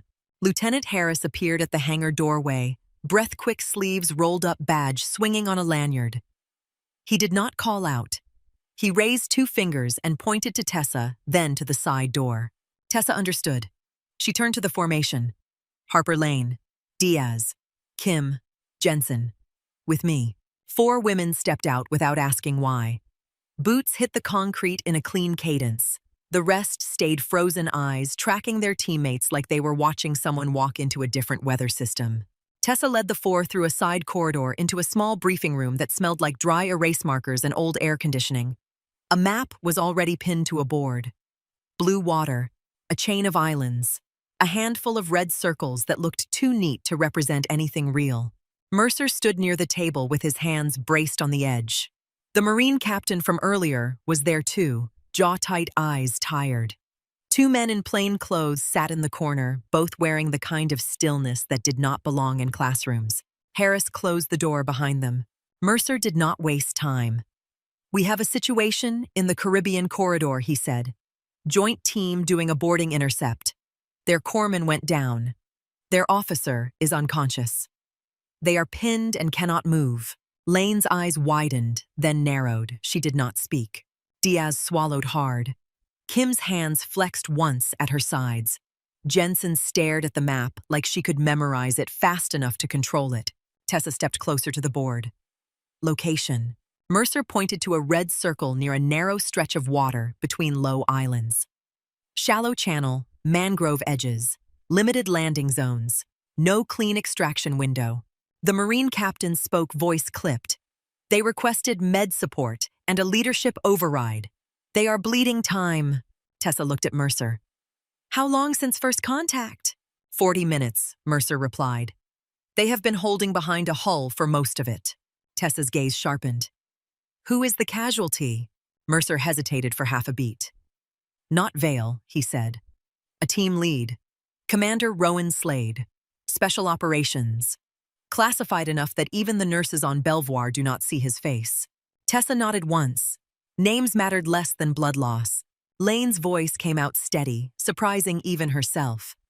How bad is the corpsman? Mercer opened a folder and slid a photo across the table. Grainy. A man crouched behind cover, one arm, wrapped tight in a makeshift tourniquet, face pale. Gunshot through upper arm. They think brachial involvement. He is conscious but fading. Kim leaned in, eyes scanning. If he is holding pressure, he can last, she said quietly. Tessa looked at her. He can last until he cannot. The man in the corner spoke for the first time, tone flat. There is also a possibility of hostages on the vessel. Tessa shifted her weight slightly. That changes approach. The Marine captain nodded. It does. They cannot light it up. They cannot pull back. They are stuck. Tessa looked at the 4 trainees. You are not coming as tourists, she said. You will work. You will listen. You will not freeze. Lane lifted her chin. Yes, Ms. Rourke. Tessa turned back to Mercer. Transport. Mercer nodded toward Harris. Bird is staged. 20 minutes. Tessa looked at the trainees again. Gear, now. They moved. The armory smelled like oil and metal, the kind of smell that got into skin and stayed there. Tessa watched Lane and the others check their kits with hands that were more sure than last week. Tourniquets counted, gauze packed, chest seals flat, needles secured, scissors in the same pocket every time. Tessa did not overtalk. She let the preparations speak. Outside rotors thumped deep and heavy, vibrating through the ground before they reached the ears. A helicopter waited under a wash of floodlights. The crew chief signaled them in face hidden behind gear.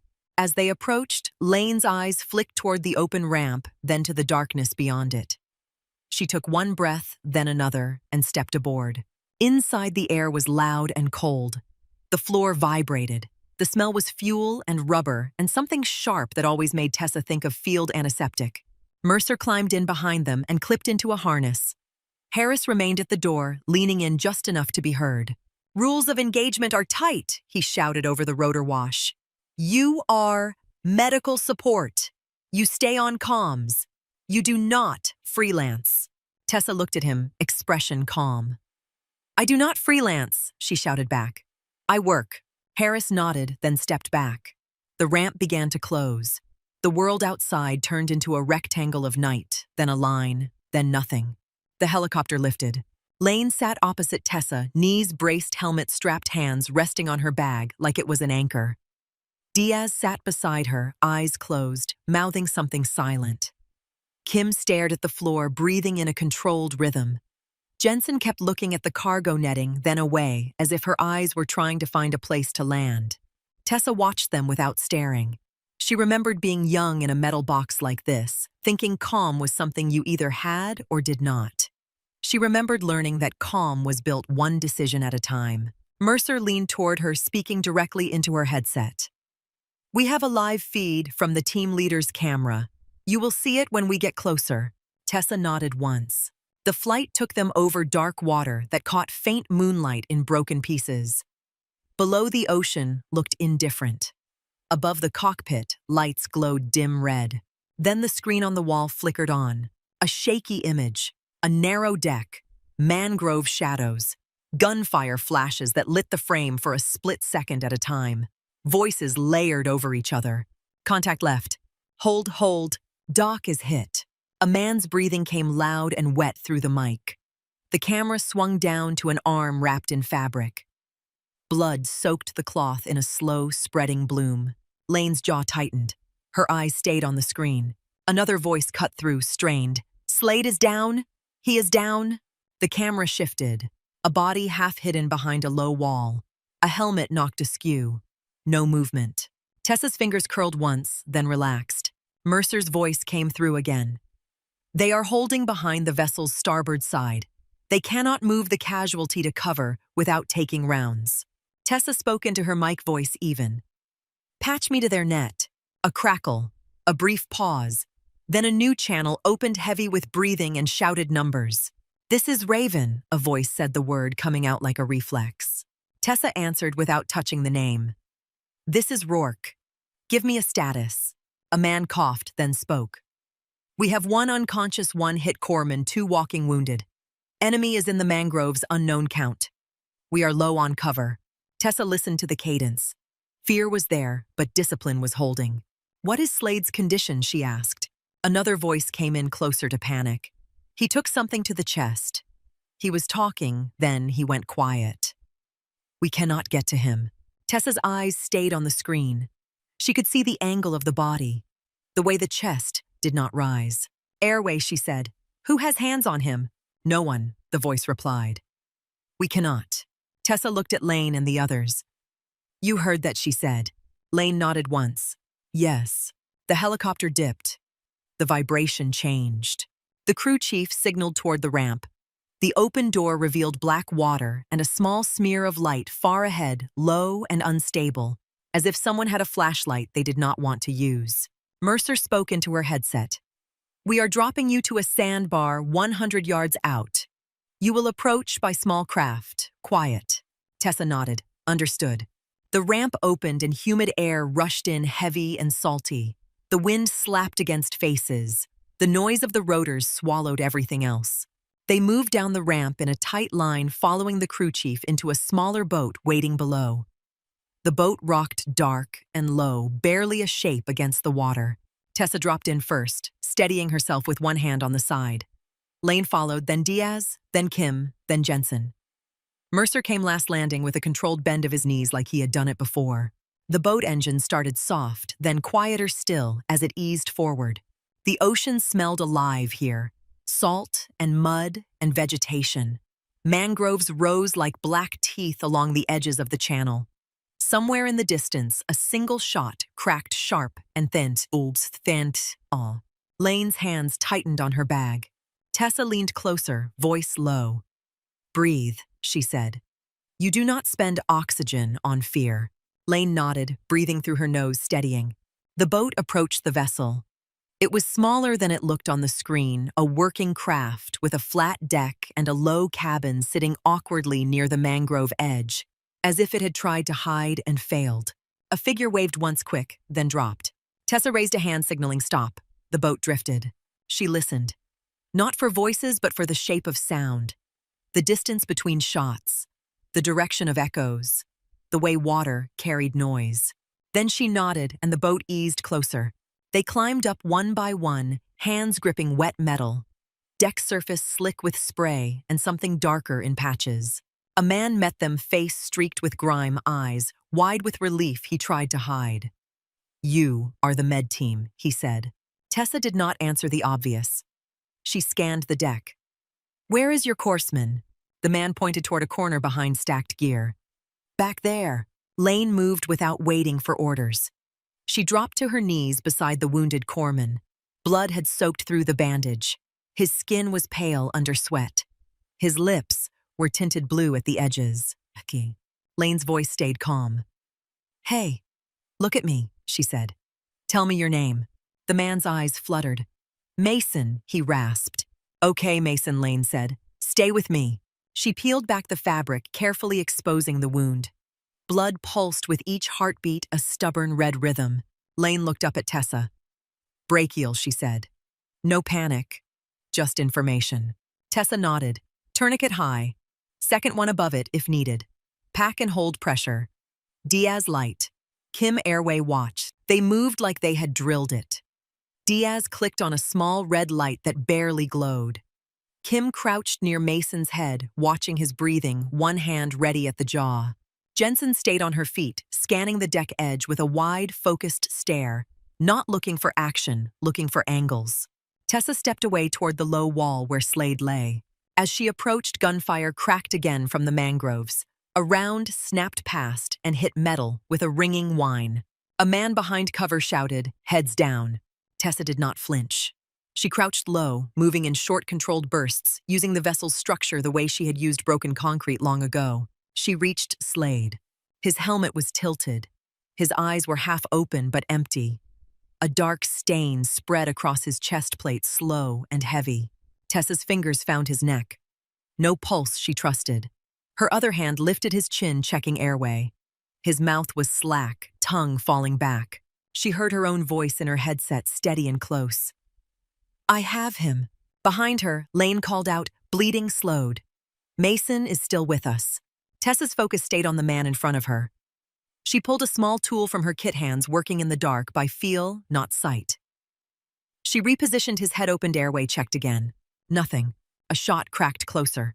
Someone cursed. Footsteps hurried along the deck, then stopped.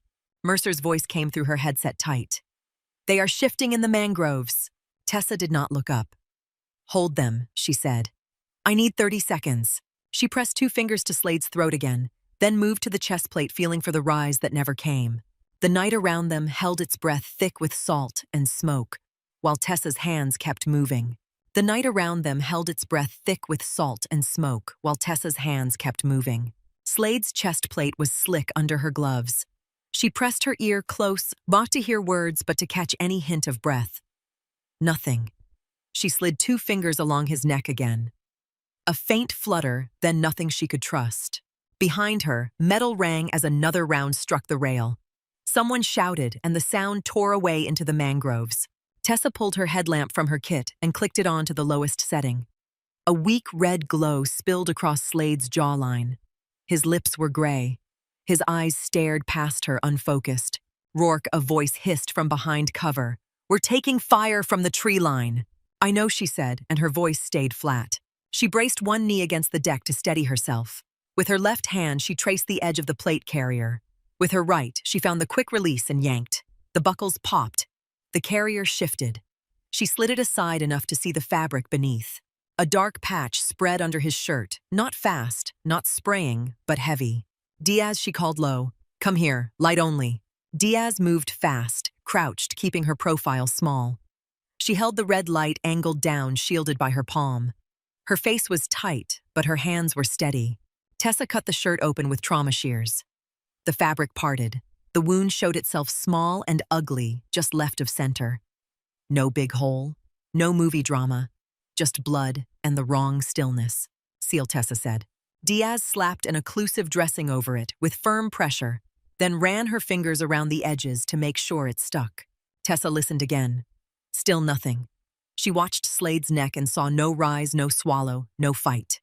Her mind offered her the old soundtrack radio chatter and a man screaming for a medic.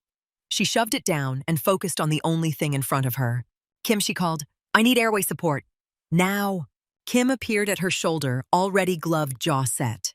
She dropped to her knees, slid her fingers under Slade's jaw, and lifted, opening the airway with a clean motion. Tessa watched the chest. No movement. Lane's voice cut in from the other side of the deck, calm and sharp. "Mason is holding. Tourniquets are set. Bleed is controlled." "Good," Tessa replied without looking away from Slade. A burst of shots cracked from the mangroves closer this time. The men along the rail returned fire in short, controlled bursts. A spent casing clinked on the deck and rolled until it hit Tessa's boot. Mercer's voice came through her headset tight. "They are probing. They want you pinned." Tessa's eyes did not lift. "Give me 30 seconds, she said. Mercer did not argue. He spoke into his mic, voice clipped. "Hold positions. Keep them off the deck." Tessa's fingers moved to Slade's chest again, feeling for trapped air, for swelling, for anything that explained the silence. His skin felt tight under her palm. Kim kept the airway open, shoulders rigid. "He's not moving. Air," she said. Tessa nodded. She reached into her kit and pulled out a needle, long and unforgiving. Diaz's breath hitched when she saw it. Tessa pointed with 2 fingers. "Second intercostal mid-clavicular," she said, more to herself than to them. Then she shifted. "No. 5th space anterior axillary. He's armored. I need a clean angle." Diaz angled the light. Kim held steady. Tessa found the rib line by touch. She pressed in, then drove the needle with a firm, controlled push. A soft hiss escaped, like the world letting go of a breath it had been hoarding. Kim's eyes widened. I felt that she whispered. Tessa held the needle in place, then watched Slade's chest. A small rise, not much, but real. "Bag him," Tessa said. Kim grabbed the bag valve mask from Tessa's kit and sealed it to Slade's face. She squeezed. The chest rose again, shallow, but visible. Tessa checked the neck. A pulse flickered under her fingers, weak and fast, but there. "Okay," Tessa said, and her voice stayed calm, but something in her chest loosened. "We have a rhythm." A shout came from the rail. "They're moving right." Gunfire snapped. Wood splintered somewhere near the cabin wall. Diaz flinched, then forced herself to keep the light steady. Tessa looked up for the first time, eyes cutting across the deck. Men crouched behind cover, returning fire. Mangroves swayed with shadows inside them. Jensen stood near the edge, low behind a stack of gear, watching angles like she had been born with a compass in her head. She glanced at Tessa and nodded once, small and solid. Tessa spoke into her mic. "We need cover to move him," Mercer answered instantly. "2 smoke canisters." 10 seconds. Tessa leaned close to Slade's ear.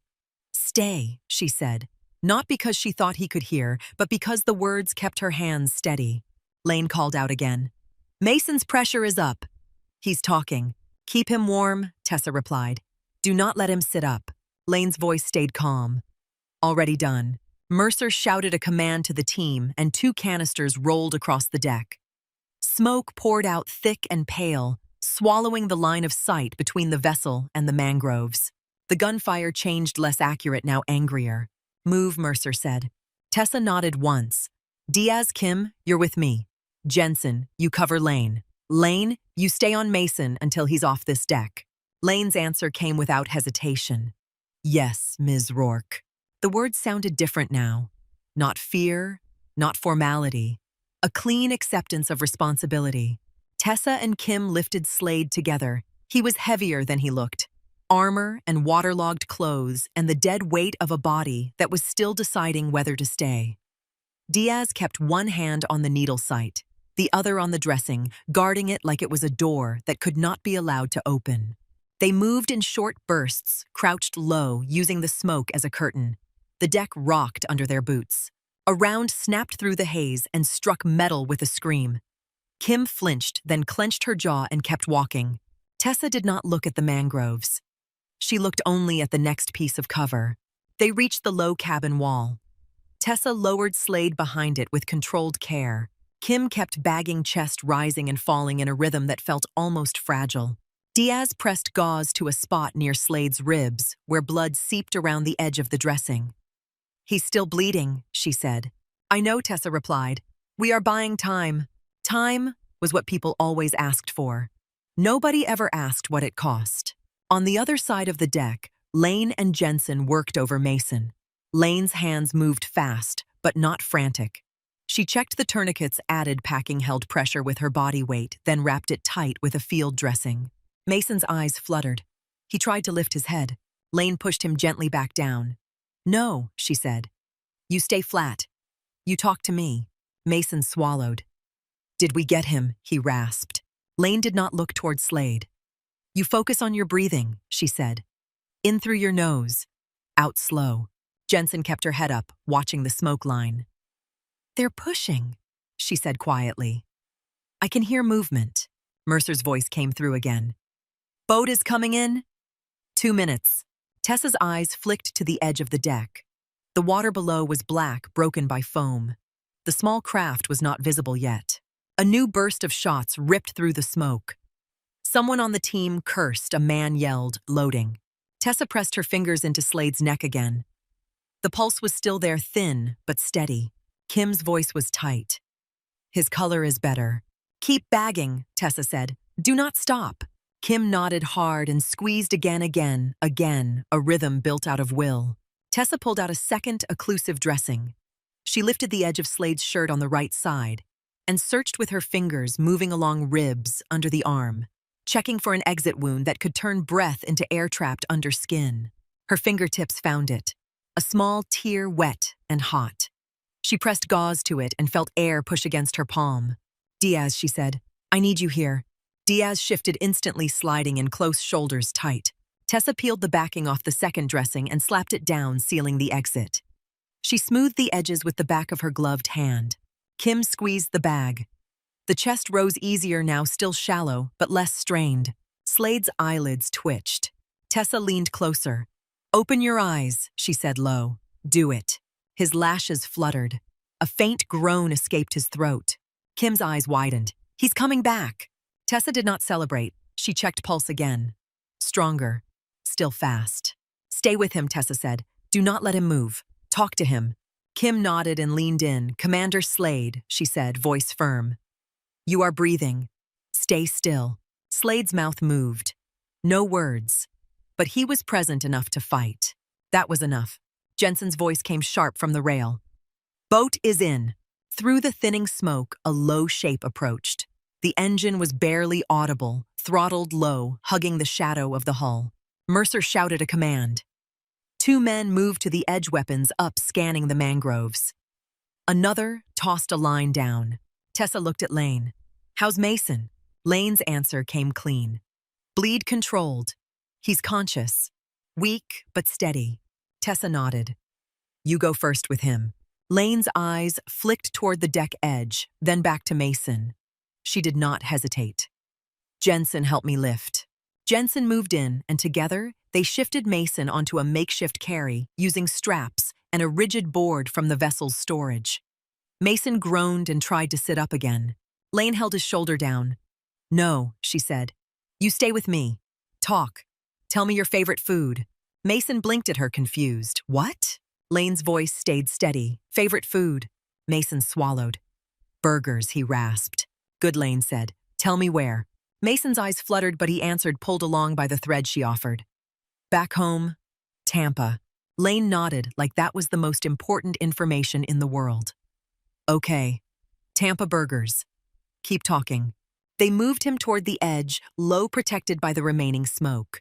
A round snapped and hit the railing near them. Jensen flinched, then adjusted her grip and kept moving. Her eyes stayed wide and focused, scanning the dark. They lowered Mason into the boat first. Lane went down with him, one hand still pressing on the dressing, the other gripping the side of the craft to keep her balance. Jensen stayed on the deck, crouched, weapon up now, covering the mangroves with a steady aim that did not look like bravado. It looked like practice. Tessa watched the transfer for half a second, then turned back to Slade. "Diaz, you stay on the needle sight," she said. "Kim, you keep bagging until he can breathe on his own." Kim's jaw clenched. "Yes." They lifted Slade. He groaned a sound that was both pain and life. His head lolled toward Tessa's shoulder. She leaned close to his ear. "Do not fight me," she said. "Breathe." His lips moved. A faint rasp came out. "Doc," he whispered, and it was not clear if he meant her or the idea of help. Tessa did not answer the name. She moved. They reached the edge. The boat rocked below, ready to swallow weight and water and whatever the night threw at them. Mercer's hand caught Tessa's elbow for a brief second. "We're tight," he said. "Go." Tessa nodded once. Diaz climbed down first, keeping one hand on the hull. Kim followed, still squeezing the bag, eyes locked on Slade's face. Tessa lowered Slade carefully, guiding his body into the boat's center, where the floor was most stable. Slade's eyes opened halfway. He stared at the darkness above, confused, then his gaze found Tessa. His mouth moved again. No sound. Tessa pressed two fingers to his wrist. "Stay," she said. The boat took on their weight and dipped, then steadied. Above them, Jensen dropped into the boat, last landing light. She turned immediately, weapon up, covering the deck they had just left. A new burst of shots snapped through the air. Bullets stitched the hull. Someone shouted above, but the voice was swallowed by distance and smoke. The boat engine rose a fraction, still quiet, but urgent. It pulled away from the vessel, slipping into the channel like a shadow trying to escape the moon. Lane stayed hunched over Mason, holding pressure, watching his face. Diaz kept her fingers on the needle sight, guarding it. Kim squeezed the bag valve mask in a steady rhythm until Slade began to take shallow breaths on his own. Tessa sat low in the boat, one hand on Slade's chest, feeling the rise, counting it. trusting it only when it repeated. Mercer crouched near the stern, speaking into his mic in tight bursts. Package is off deck. One critical one wounded. Moving to pickup. The mangroves slid past black and close. The channel narrowed. The smell of mud rose heavy. Slade coughed weak, then tried to lift his head. Tessa pressed him down with 2 fingers and a firm voice. No. You stay flat. His eyes shifted, unfocused but present. His lips moved again. Where? You're alive, Tessa said. That is where. He blinked slowly, then let his head sink back. Lane glanced over, eyes bright with adrenaline. Ms. Rourke, she said, voice low. Mason is fading. Tessa leaned toward Mason and checked his pulse. It was weak, but there. Skin cool. Eyes heavy. Talk, Tessa told Mason. Mason's mouth opened, nothing came out. Lane tightened her grip on his hand. Tampa Burgers, she said. Tell me the place. Mason swallowed.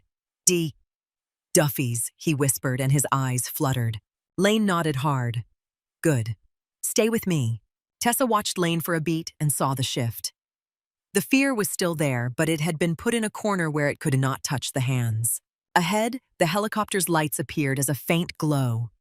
Rotors thumped in the distance, deep and steady, a sound that cut through the water and into bone. The boat slid toward a sandbar. The crew chief waved them in with a low red light. Tessa braced as the hull scraped sand. Move, she said. They lifted Mason first, then Slade. The helicopter noise grew louder, washing the night in vibration. The sand kicked up and stung their faces. The smell of fuel hit like a slap. Lane climbed the ramp with Mason still holding pressure.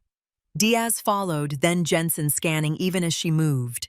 Kim climbed with Slade's bag in hand, ready to squeeze again if breathing faltered. Tessa went last, stepping onto the ramp and turning back for one brief scan of the waterline. Mangroves, smoke thinning, darkness closing in. Then she stepped inside, and the ramp began to rise. The helicopter lifted, and the sandbar dropped away.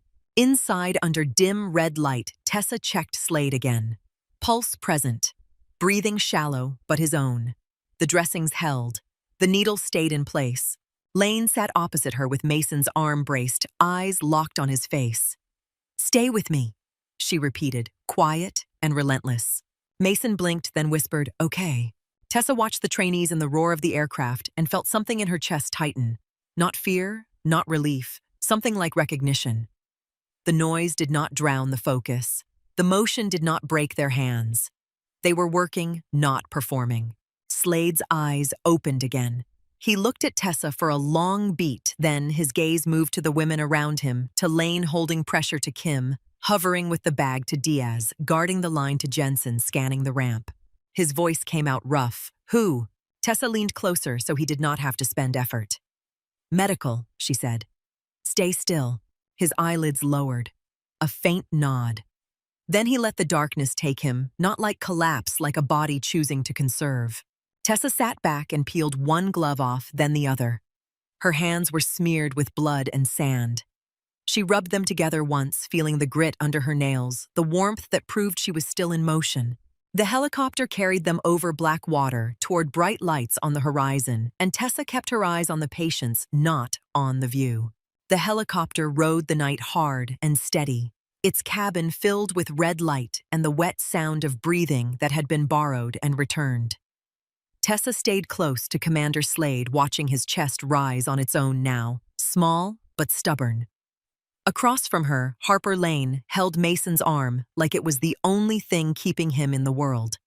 Diaz kept pressure where blood wanted to argue. Kim counted breaths under her own, matching the rhythm until it stopped feeling fragile. Jensen kept her eyes on the ramp, scanning shadows, even though the only shadows left were inside the aircraft. When the lights on the horizon became a runway, the crew chief tapped the floor twice and pointed. The helicopter dipped, then settled. The moment the skids touched ground, the ramp opened and the night rushed in with the smell of fuel and sea air. A medical team was already running toward them. Not ceremonial, not curious, just fast. 2 patients, Mercer shouted over the rotors. 1 chest trauma, 1 vascular bleed, both stabilized. Tourniquets in place, needle decompression, performed occlusive dressings sealed. Hands reached in. A gurney rolled up. Straps clicked. Someone called out vitals that sounded better than they had any right to. Slade was lifted first. His face was pale under the harsh lights, but his pulse held. His eyelids fluttered once as they moved him, and his mouth formed a sound that barely existed. Tessa leaned close. "You are not done," she said quietly. "Keep breathing." He did not answer, but his chest rose again, and that was enough. Mason was next. Lane climbed down with him, one hand still pressed to the dressing, her other hand gripping the gurney rail to keep pace. A medic tried to take over, and Lane did not fight him, but she did not let go until the man looked her in the eyes and said, "I have him." Only then did Lane step back. The rotors powered down. The world returned to normal sound in layers. Boots on asphalt, radios low, the distant hum of generators. The quiet that comes after something loud has passed. Tessa peeled off her gloves and looked at her hands. Blood in the creases. Sand under the nails. The skin at her knuckles tight from gripping. She rubbed her palms once, not to clean them, but to feel that they were still hers. Mercer stepped beside her. "Both are going to surgery," he said. Tessa watched the gurneys disappear through a set of automatic doors that opened like a mouth and swallowed them whole. "Good," she replied. Mercer looked at the 4 trainees. They stood in a loose line now, breathing hard faces streaked with sweat and smoke residue. No one was smiling. No one was shaking. They looked like people who had been told the truth about their job and had not run from it. Mercer's voice lowered. That was not a training Lane. Lane met his gaze. "No, sir." Mercer nodded once. "You performed." Lane's eyes flicked toward the doors where Mason had gone. "We worked," she said. Tessa heard it and felt a small shift in her chest, something that had nothing to do with pride and everything to do with relief. An hour later, they stood in a fluorescent hallway outside a trauma bay. The air smelled like antiseptic and stale coffee. The floor shone too bright for the hour. A nurse moved past them with a clipboard and did not look twice, as if nights like this were normal. Nights like this were never normal. People just learned how to pretend. A surgeon came out first, pulling his mask down. He looked at Mercer, then at Tessa, then hesitated as if he was deciding which version of reality he was allowed to speak. "Commander Slade is alive," he said finally. "We repaired the injury. He will be in ICU for a while." Tessa did not move. "And the corpsman?" "Mason will keep his arm," the surgeon replied. "It was close. Your tourniquets bought us the window." Lane's shoulders dropped a fraction, the first real release she had allowed herself since the deck. She pressed her lips together and nodded once hard, as if any softer movement might spill emotion she did not want in public. Mercer exhaled and looked at Tessa. "He is alive," he repeated, like the words mattered more if he heard them twice. Tessa's eyes stayed on the closed doors. "Keep him watched," she said. "Do not let anyone decide he is stable and walk away." The surgeon blinked, then nodded. Yes, they did not linger. Mercy in places like this was often just motion. Mercer guided them out through a side corridor, away from the main waiting areas, away from curious eyes. A briefing room waited down the hall, already lit, already prepared, as if someone had been certain they would arrive. Inside a screen showed a map. Not the mangroves, not the channel, but a wider view. Dots routes, times clean lines that tried to turn chaos into something organized. A man in a suit stood at the front. He was not the one from the Fort Meade table, but he carried the same calibrated stillness. 2 uniformed officers sat with notebooks open. A civilian analyst typed without looking up. "Ms. Rourke," the man said, "we need a debrief." Tessa sat finally because she could feel the fatigue sliding under her ribs. The trainees sat in a row behind her backs, straight hands on knees, eyes forward. The debrief was short and blunt. Times, decisions, what worked, what failed, who moved, who froze, how long the smoke held, where the enemy pushed, when Slade regained spontaneous breathing. When Mason started to fade, Tessa answered without embellishment. Lane answered when asked, her voice steady. Diaz described the bleeding control without drama. Kim explained the airway support like it was math.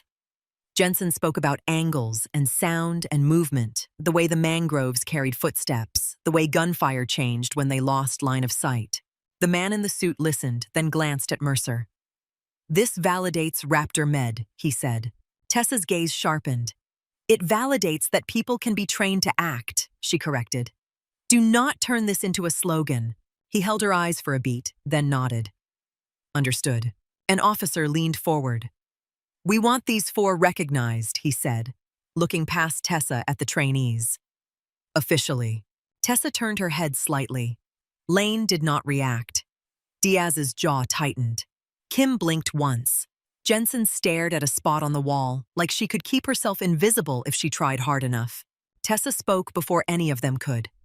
"Recognize them inside the system," she said, "not outside it. Keep their names off feeds. Keep their faces off slides."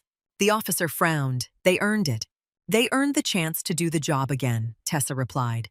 "They did not earn a spotlight that paints targets." The room went quiet. Mercer watched her with an expression that looked like agreement and exhaustion at the same time. The man in the suit nodded slowly. "Private citations," he said. "Internal." Tessa let her shoulders drop a fraction. "Good." The meeting ended with the same lack of ceremony as everything else. Chairs moved, papers gathered, a door opened. The hallway swallowed them again. Outside, dawn had started to bleed into the sky, thin and pale. The air felt cooler. The world looked almost gentle, which made the night seem like a lie. The trainees stood near the curb while Mercer took a call. Lane stared at her hands, then flexed them as if checking that they still belonged to her. Tessa stepped beside her. "You did not let go," she said. Lane looked up. "I did not know if I was allowed to," she admitted. Tessa's voice stayed quiet. "You were allowed," she said. "You were responsible." Lane swallowed. My hands were shaking. Tessa glanced at her fingers. They were steady now. "They can shake," Tessa said. "They just cannot stop." Lane nodded once, eyes bright with exhaustion. "Yes, Ms. Rourke." Diaz moved closer, voice low. "Was that the first time you had to do that on a deck?" she asked. Tessa looked past them toward the hospital doors. "No," she said. No further explanation. She did not owe them her ghosts. Not yet. Maybe never. Mercer returned and motioned toward a waiting vehicle. "We are going back to base," he said. "Then Fort Meade."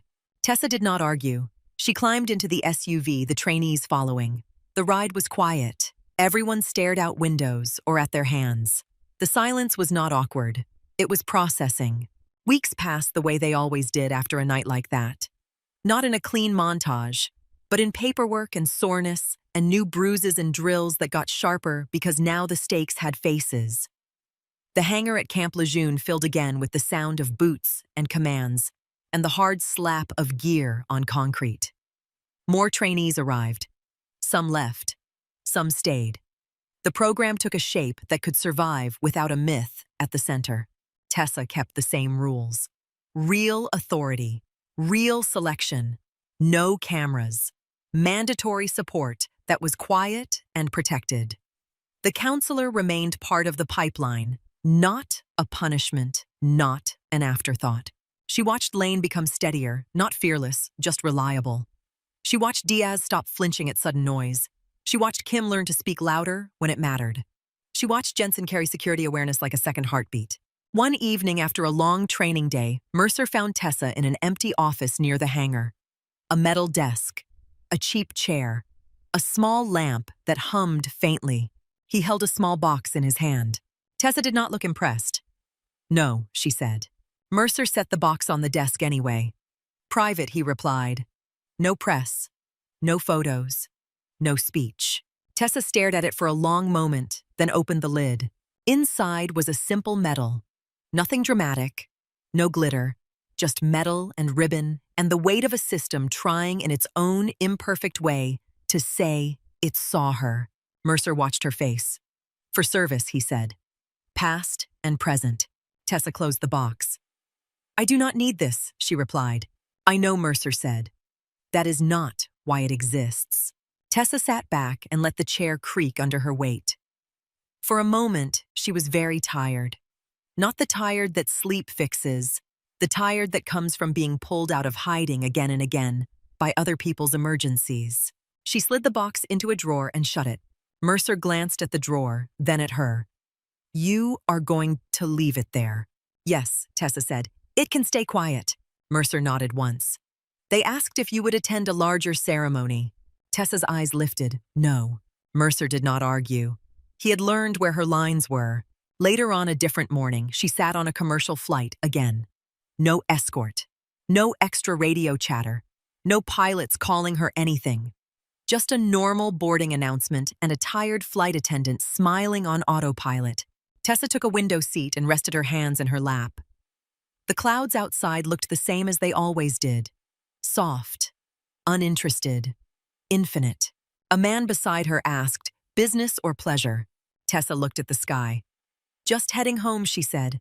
He nodded and turned to his phone, already forgetting her. That was fine. When the plane lifted, she closed her eyes. Her breathing slowed. For the first time in a long while, the quiet did not feel like running. It felt like permission. If you stayed with this story to the end, I would love to know where you are watching from. Drop your city or country in the comments. And if you want more stories told like this, please hit like and subscribe.